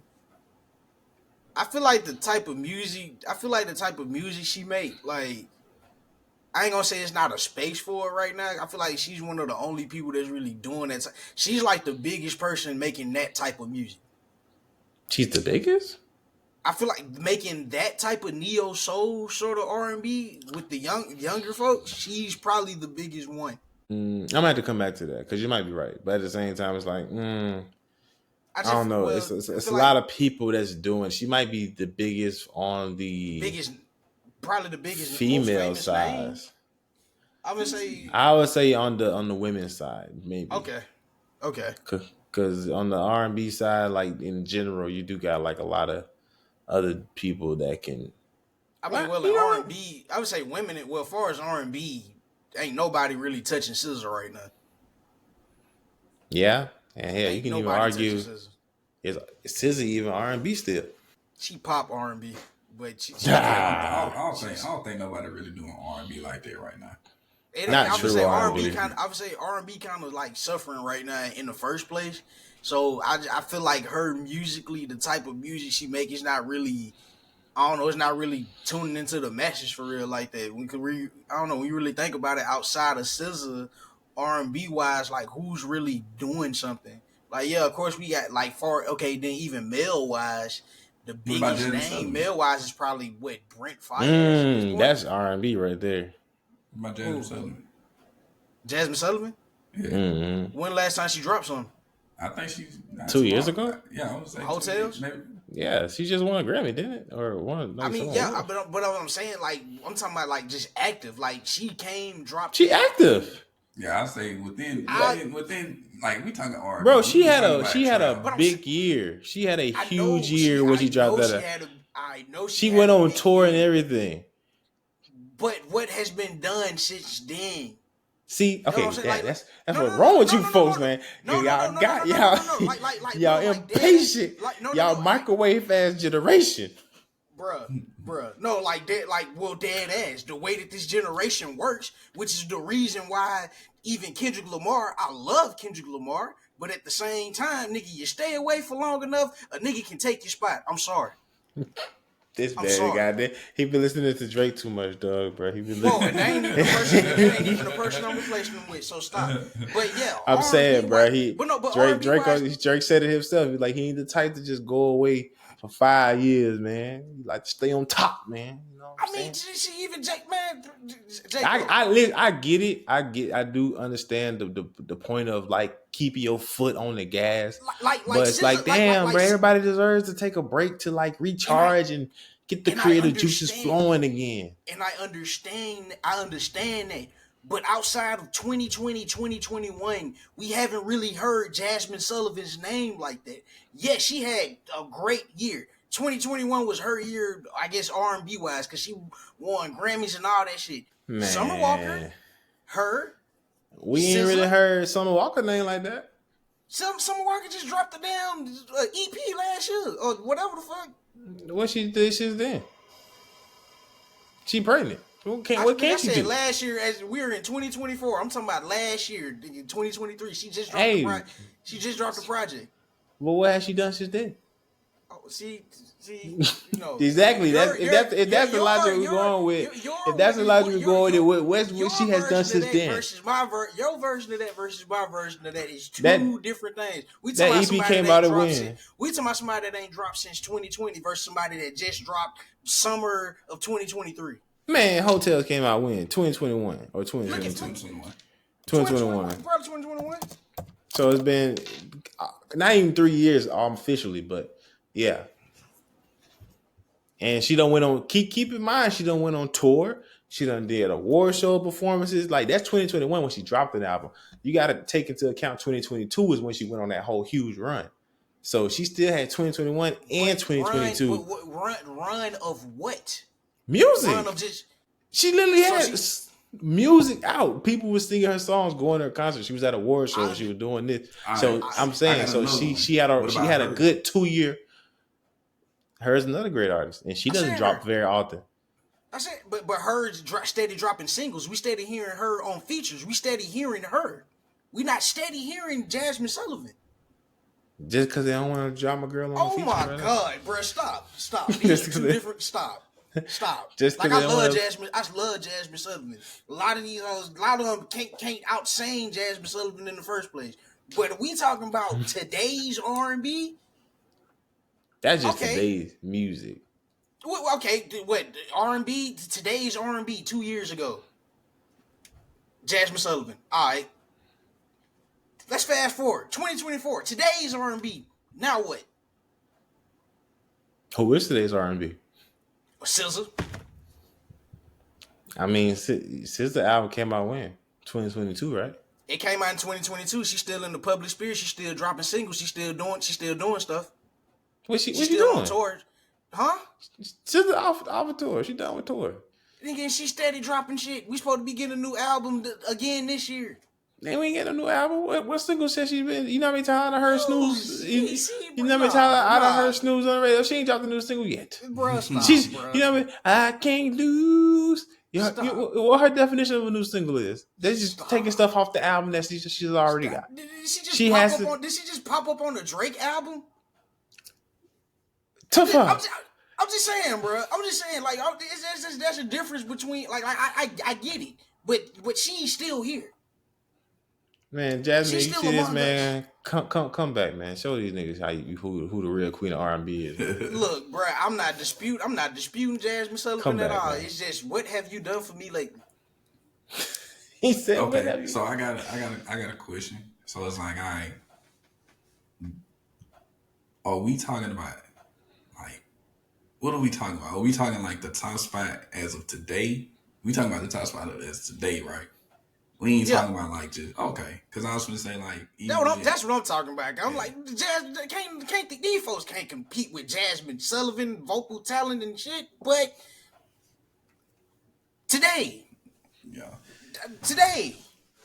that's just. I think 2 years ago. Today. So what I'm hearing is saying the Drake argument is like, okay, he's definitely not the best rapper ever, but he's definitely the top artist. He's the most consistent. He's been most consistent. He's been the top artist for at least a decade. Well, I ain't gonna say a decade. I don't know. I mean, but you know, he been pretty consistently the top artist. But that don't mean that he's the best rapper of all time or the best singer, pop artist of all time. That don't mean that. But we talking like as of right now in present day. Yeah, it's just like who, I'm talking about just popularity and shit.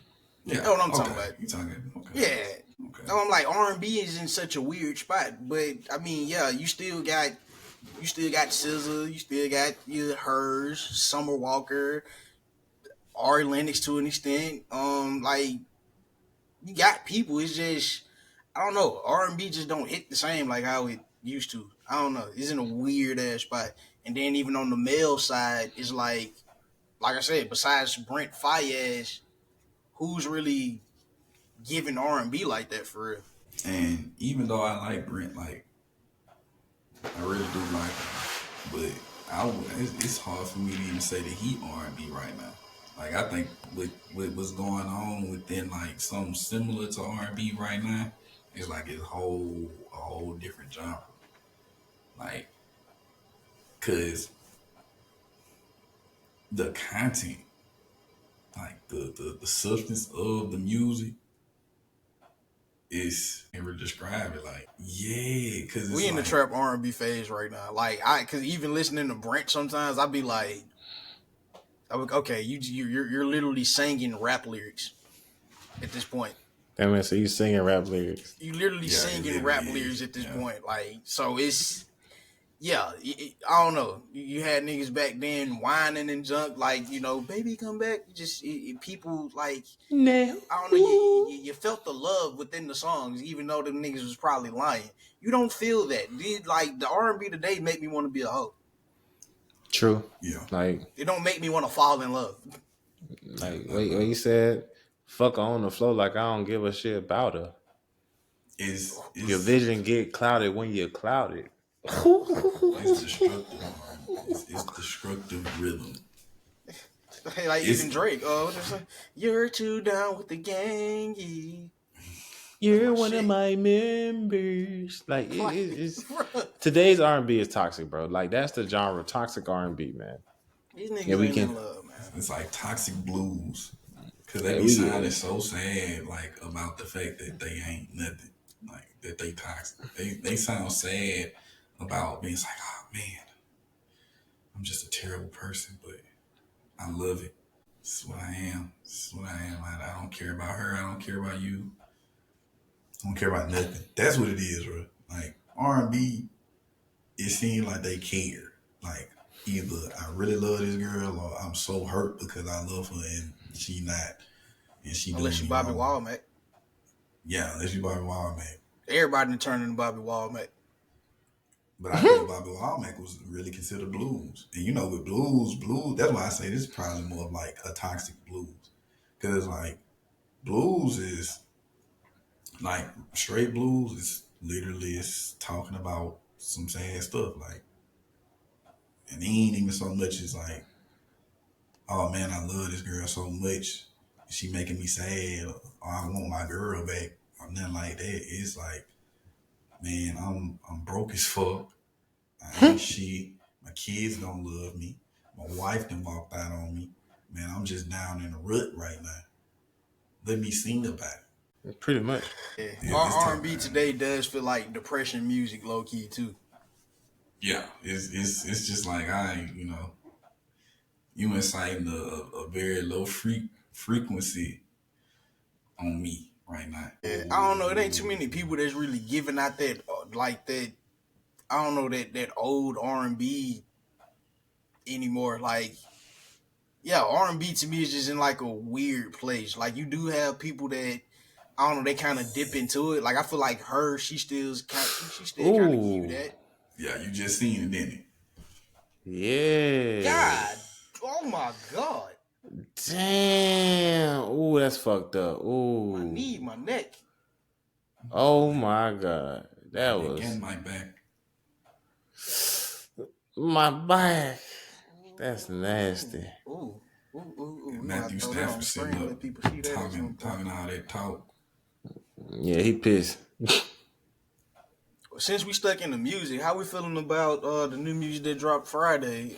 So far, I've only listened to the 21 Savage CD. Yeah, that's all I know. That's all I know that came out. Well, since we here, shit, let's talk about it. How y'all feeling about it? I like it. I think it was a solid body of work, man. Just like I was telling y'all in the chat, man. I think 21 has gotten better each album, bro. And I feel like he has definitely one upped himself with this one. Like I liked it. The what was the last album he came out with? The I was type shit.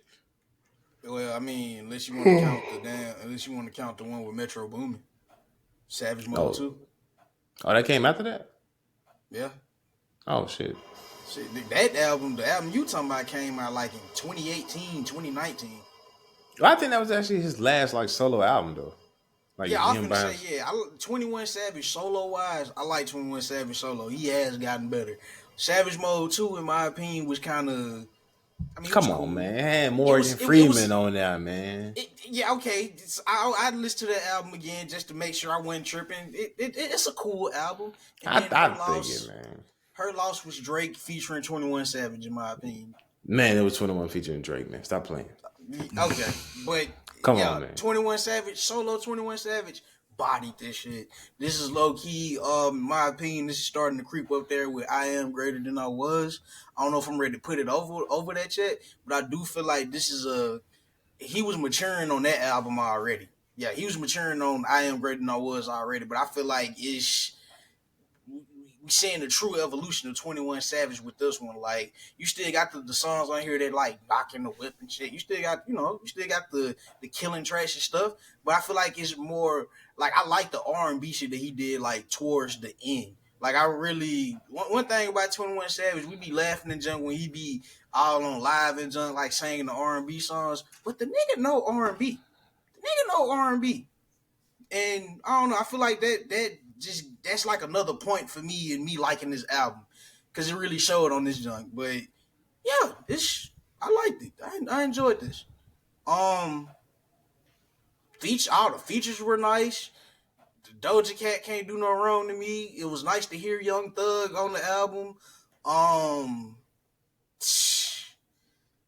Yeah, it was nice hearing Mama Savage on here. They kind of threw me off with the British accent, but I had to think about who I'm listening to. I think it's the first time mean, you actually heard his mama on the song for real, Right. She came in narrating like Morgan Freeman too. Yeah. This wasn't the life that I chose for my boy. Just imagine like you got a British mama living in Atlanta talking like that. That's crazy. Young Abraham, get in the house now. I'm trapping, mama. 21. I like when they get their albums like actually structured, and then just. I mean, and see, that's what I was saying though. But go ahead. I was because I was just about to compare apples and oranges because it's like, a lot of these people that be putting out tapes, I don't think they be trying to put out albums. I think they just be trying to put out music. So it's like, it don't be albums. It just be like glorified mixtapes. Well, call it that. Yeah. Don't call it, and then niggas won't listen to it expecting album quality. Well, I don't know. Can you really say that with the streaming era? Because everything now is like considered an album at this point. I don't think mixtapes exist no more. Like once you put it on a streaming platform, like you get monetization, you get paid. You can't really do how they do it in the mixtape eras. You know what I'm saying? Where they just took other niggas' beats and other people's samples and didn't have to worry about clearing it. They could just put it out because they weren't making no money on it for real. Yeah, they ain't selling physical units. Exactly. I mean, they are. I ain't saying that they don't do it no more. I agree. I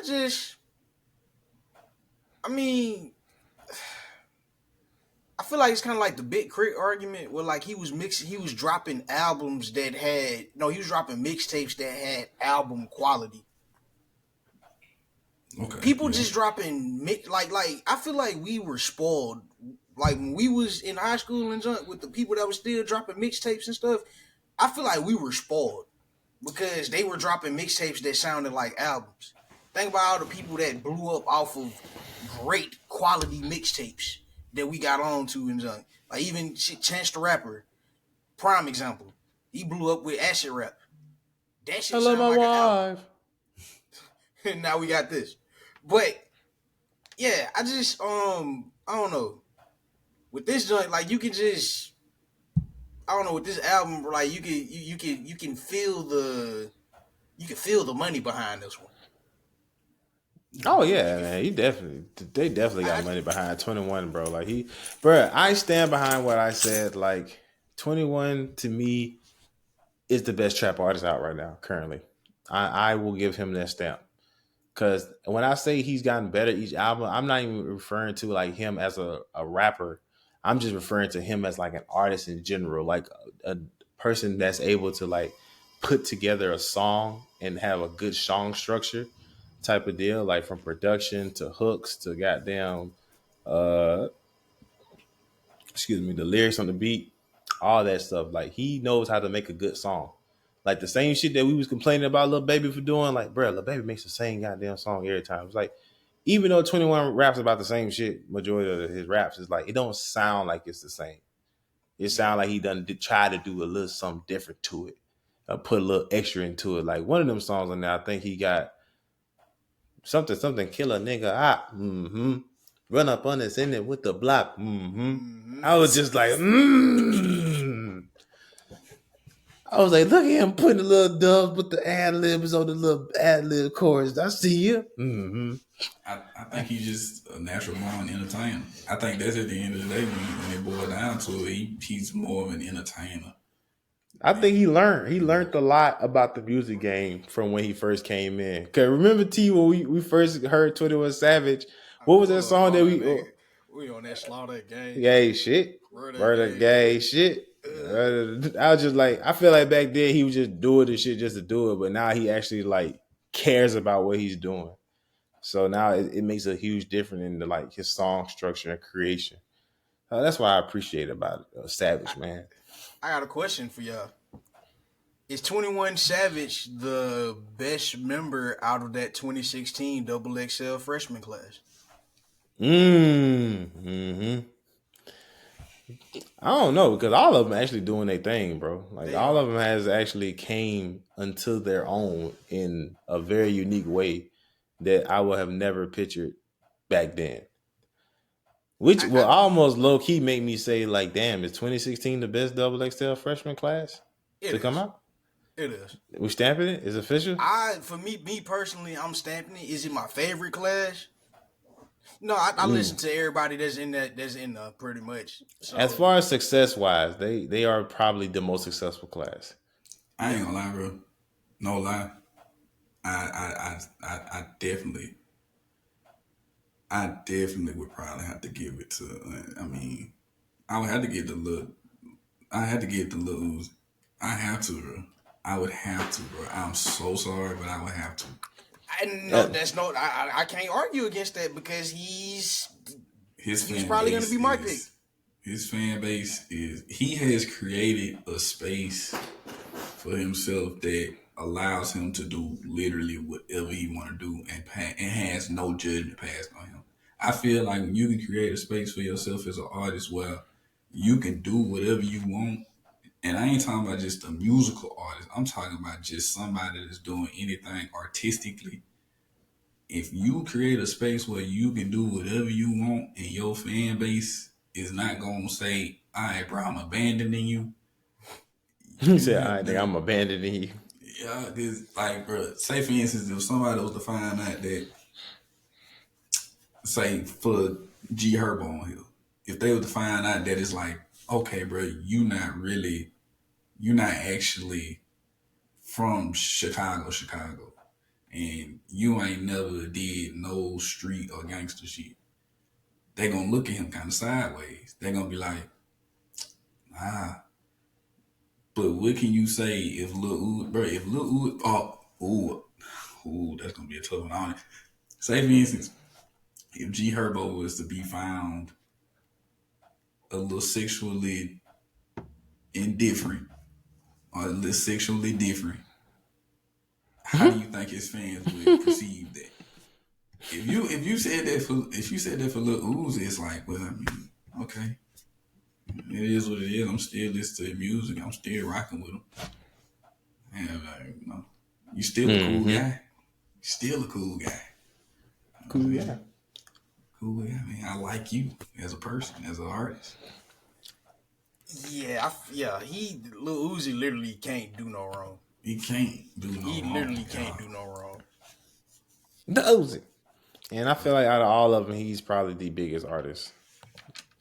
Like, Yeah. he's definitely the biggest artist to come out of that class.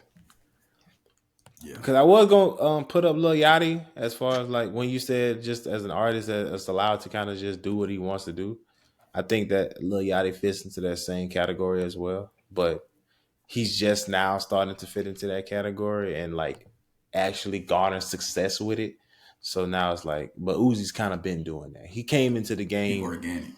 Yeah, he's organic with it. Like he came into the game as that weird street nigga. Like, oh, he's a street nigga, but he likes anime. Okay, that's different. Yeah. We don't know how to accept you yet, but when we do, we gonna fuck with you. I don't really know how to put my finger on it, but just something about Right, Something about this man. Bro, I got into a debate with Cam, and then he told me that Lil Baby would beat Lil Uzi in the verses. I said, you are fucking crazy. Yeah, nah. You have lost it. Because, I mean, bro, you have lost it. To be honest, bro, Lil Baby ain't really put out just no groundbreaking hit like that. He done put out some really good songs, but like, you know what? I was gonna have a comeback for that, but when you said the word groundbreaking, I had to really sit back and think because Lil Baby done had some big singles. He done had some huge singles. Like I think majority of his singles are like platinum right now or some shit. But at the same time, it's like he didn't do it by himself. That's one. And I really wouldn't consider them songs groundbreaking, except maybe My Dog. I ain't gonna say that was groundbreaking, but I feel like that's probably the only song that you can like throw on and niggas. Well, not even My Dog. Freestyle, that's the one I'm thinking of. Freestyle would be a one that I feel like everybody would be like, yeah, that's a classic right there. Okay, if you had to choose freestyle or March Madness, which one you choose? March Madness, stop playing. Whoa, what are we doing right now? That's groundbreaking. March Madness was groundbreaking. So even though Freestyle was a great song and it was one of them songs that's like once you hear it as us, you like you automatically get the bottom of your head and you running it off. Come on, man. That's the song that you set the stadium off with. Exactly. So just like with Lil Uzi, he got it do not matter. Turn to a savage, run outside, it's you know Uzi got a lot of little hits that I feel like. But now even as a recent. Now I do what I want. Yeah, man, bro. You heard that song literally. That was my shit. That was so commercial. That shit was on a commercial. It was. That shit was on a commercial. They had Russell Westbrook dancing to that shit. They put that shit on the commercial right after KD left. No, I ain't do what they want. Do what I want. No, I'm like, that was so damn petty, bro. Oh my God. So, I mean, you got that one. And like I said, as of lately, like, as of just recent, that, everybody getting sturdy to it. Come on, I want to rock. Yeah, I want to rock. I just want to rock. Has that song replaced, has that, like, that's, you remember how the Meek Mill song, the Dreams and Nightmares shit was like the, you know, that was like the song. Oh, the Philly anthem. Philly anthem. Yeah. I mean, we not from Philly, but do y'all think that I Just Want to Rock has replaced that? I mean, I think, bro, you got a lot of older Philly people that's sitting up and saying that it kind of has, but I mean, you know. I don't know if I'll say it, because, you know what I'm saying, even as much as we like to talk shit on Meek Mill, that song will always be a staple in the hip-hop community.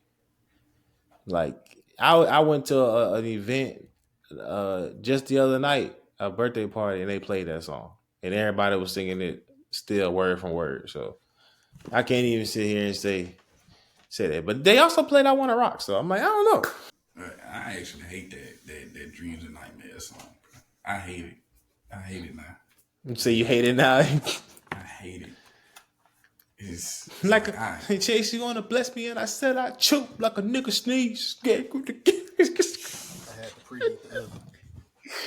Ah.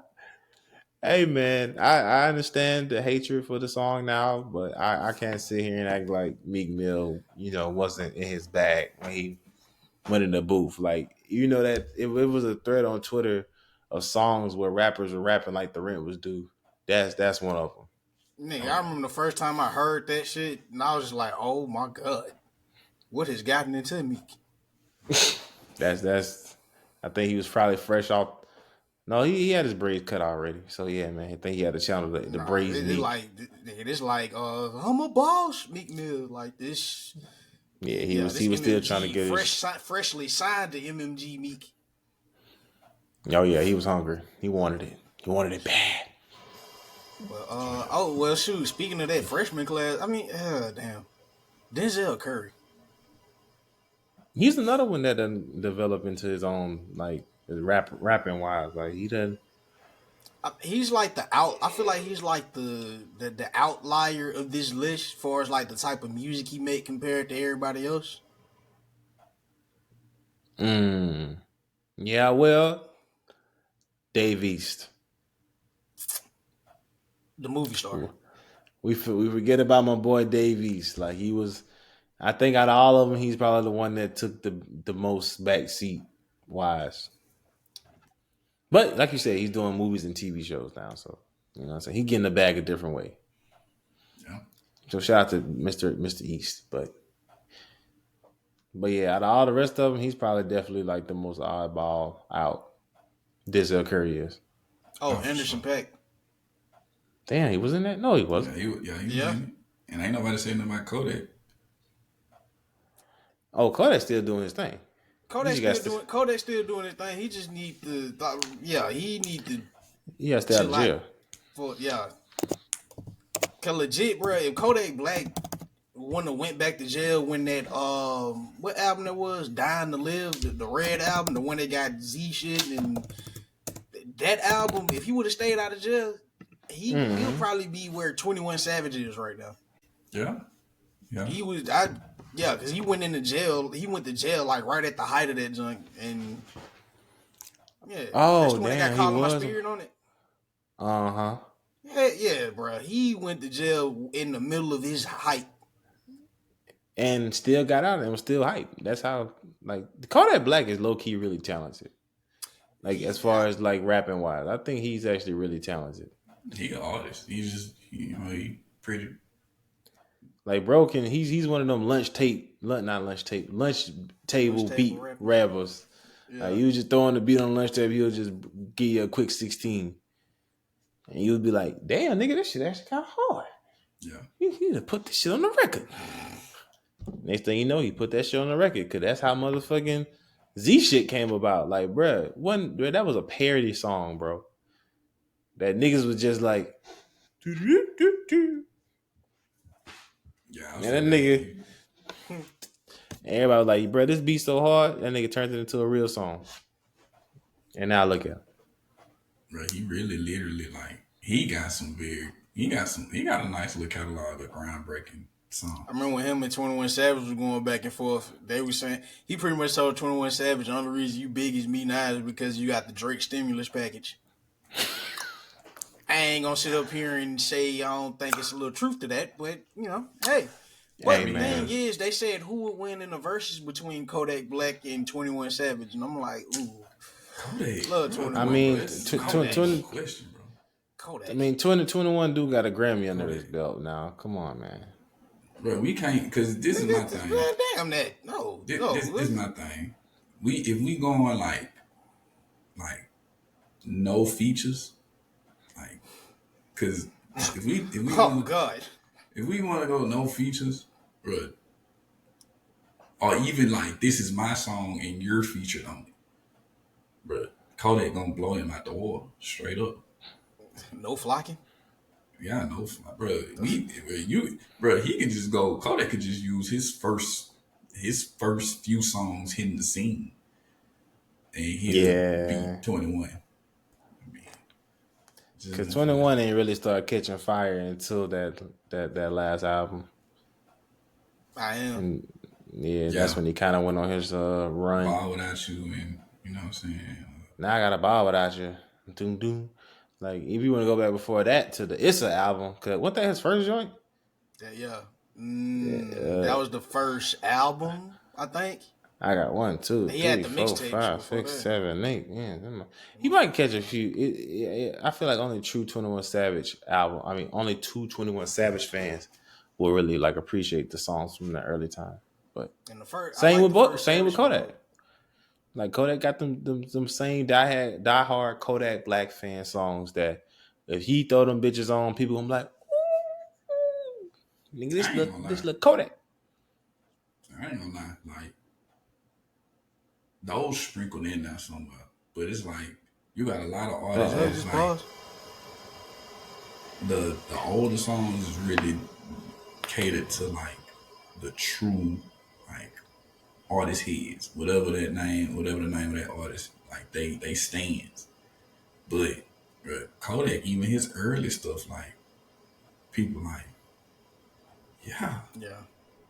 yeah, I ain't no stand, but It's the they one. go hard. This little nigga got some. He got something. He got it. I don't know what it is, but he got it. So I don't know, like Kodak really. I don't know if he underrated because I think people, you know, what I'm saying, kind of respect him. So I don't even know what word would fit for that. It's the position that he kind of put himself in for real, as far as like getting arrested and all that junk. Like he was like, yeah, like I said, he kind of the reason for his own demise in a way. I mean, he's still going strong and junk, but you know, He just gotta stay out of definitely jail bigger. Yeah, and stay out the drugs. yeah. I don't even know if he on drugs. I don't even know if he on drugs. I just think Man, that nigga on something. Ain't no way in here. But y'all see that nigga how he look now recently? Hey, that nigga he lost some weight. Some major weight. he looked like Kodak that was driving that Bentley and that meme. That ain't no like normal weight loss, my boy. That's that. You know what that is. We So all you know what that mean when he was lethal like this. Yeah. I'm just not picking up on what you said. that boy Kodak ain't. I don't know, man. I don't know. We done seen fiends in the hood, bro. We know what that looks like. We do. You right. You right. Shoot. So I ain't saying he, you know what I'm saying, strung out all the way, but hey, something going on. I mean, yeah, it gotta be something. Let me see. What else I got on here? I mean, y'all got anything else y'all want to talk about? Like, we talk about the NFL playoffs real quick. We talk about the NBA stuff. You know what I'm saying? Anything that's near and dear to your heart that you guys want to get off your chest? Thanks to near and dear you. How long have we been going? 2 hours. Jesus Christ. We just said this is supposed to be the cap. Shit happens, and we can break this shit up. All I know is I want to end it with saying Detroit Lions winning the Super Bowl this year. Whoa. Detroit Lions versus the Ravens, Super Bowl 2024. We know Is the that our Cowboys predictions? ain't going. Yeah, I gotta check up on my pops, man. Damn, but they got these people out here crying on TV right now. That's crazy, Detroit boy. ain't run a play, nigga. Detroit ain't won a playoff game in years. Detroit ain't been to the playoffs in years. I want to say since '93, bro. Bro, I think That Barry is Sanders crazy. was still their running back. That is great. These people are emotional as hell. Oh my god. You got to think, bro. It don't run just as far as just the Lions, bro. Like nothing good has came out of that city in a long time. Oh, Eminem. Somebody. A long time. Bruh, somebody said the Detroit Lions won their first playoff game. What did it cost them? The Detroit Pistons. Bro, they saying that like the Pistons ain't been good since the Lions been good. I mean, the Pistons ain't really been that good in a little minute either. Wait, this is Rasheed Wallace days. Yeah. Nah, they went to the playoffs with Blake Griffin. Oh, They Blake still Griffin. wasn't good. You right. They had to sacrifice the Detroit Pistons in order for the Lions to succeed. Yeah, I'll say even when Blake Griffin went there, you still can get you a ticket for probably about $25. Bro, that's how you know like your team is ass, bro. Did you know that the Carolina, I think it was like Carolina and Atlanta game, bro, you know they were selling tickets for like 25 cents? Like I could have went like I could have probably had an end zone seat for $1. That shit crazy. Bro, you could have had the coach headset on for $50. Been on the sideline with the players, nigga. You could have had a meet and greet for $2. For $5.99, you can have this motherfucker and put this bitch on your head. You can kind of play if you just pay $50 and get him before 12 o'clock. Fuck, bro. Hey, please. Just come this motherfucker. You give him 100, nigga, you might get some stock in the franchise. What you say? They might make you part owner. You can ride out with the team and everything. What we gonna do next, coach? You like, wait, what? Lose. Yeah, I'm saying they gonna ask me. So how'd you end up getting this job? Shit, man. I was online looking for tickets. I seen it. I ain't believe it. I got in the stadium and they said they had a sign with my name on it. Said we. And they escorted me out onto the field. Hey, I bought the ticket. I fucked around and applied for a head coaching job. How you doing? They had the headset waiting for me. I said, yo. In the play sheet. Oh my God. When I saw that shit, I was flabbergasted. I was like, damn, boy, these niggas look bad. I'm telling you, they like, come on, please, just come on. Somebody, please. I didn't even know that nigga John Morant was gone for the rest of the season. Yeah. Yeah, shoulder surgery, which makes sense though, low key, because it's like, bro, they were holding too many guns. Bro, y'all get off my man's, bro. Him and his little pum. Stop shooting that little shit. Bro, I was watching that shit the other night. I said stop shooting that little shit. That shit's still funny. Yay. But then, man, the Memphis Grizzlies suck ass. They ain't going to no playoffs. It's like, might as well say your best asset. The nigga needs shoulder surgery anyway. I feel it. You tell that nigga stop windmilling all the damn time. You can't, man. You trying to catch a body, but then you try to dunk over Wemby. Man, I remember I seen that shit. It's on some John Morant dunks on Wemby. I said, what? When I saw the clip, I said, that nigga said. That was his closing remarks. That nigga dunked around Wemby. That's what they should have said. Yeah. Nigga said, I kept all the receipts. Of what? It was your fault. Like somebody just did him so wrong. Yeah, I'm like, nigga, you lucky David Stern won the damn commissioner. Your ass be gone the season. Mm-hmm. He has to be in the cotton field. Play with it. Stop playing. Your ass would have been hooping on Pelican Bay. That nigga was the damn commissioner. Would have sent you down to the G League. Yeah. But you play with them boys for a little minute, see how you ready, see what you're missing. Niggas have that hooping on Pelican Bay. Shit. Yeah, I mean, that all you guys? Anything else? I'm trying to find the damn notes that you sent.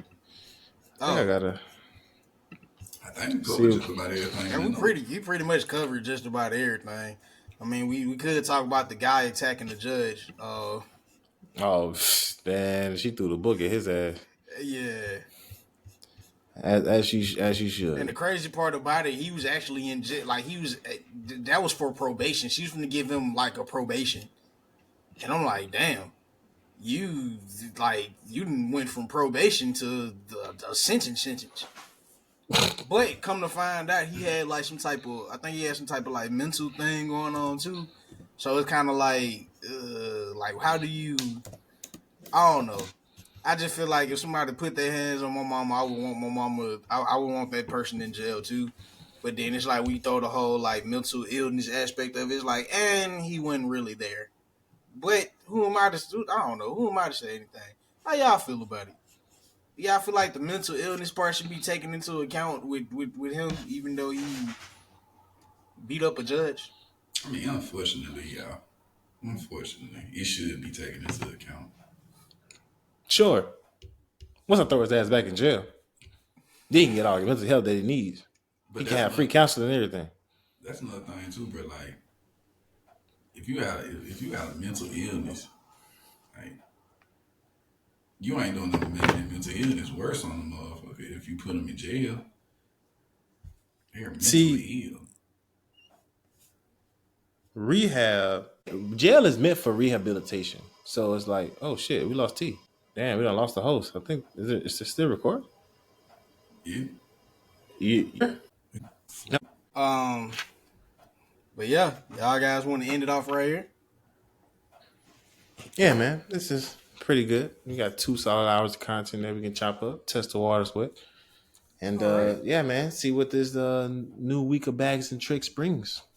Hey, cut that part. You know what I'm saying? Make a little clip out of the part where we was talking about the ticket prices. That was funny. That's just hilarious. For $5.99, you can be the head coach. Shit, man, that's a bet, bro. Yeah, man. Please tune in, man. Like, subscribe, comment, all that good stuff, man. We're gonna be dropping the full thing of this, and we're gonna try to hit this at least once or twice out the week, man. So yeah, bro, y'all gonna be seeing a lot more of us and get used to that. So yeah, cause we here to stay. We ain't leaving. Watching the barn burn. Thank y'all for watching. You gotta have some like flames or some shit just go up, just boo. You know what I'm saying? There it is.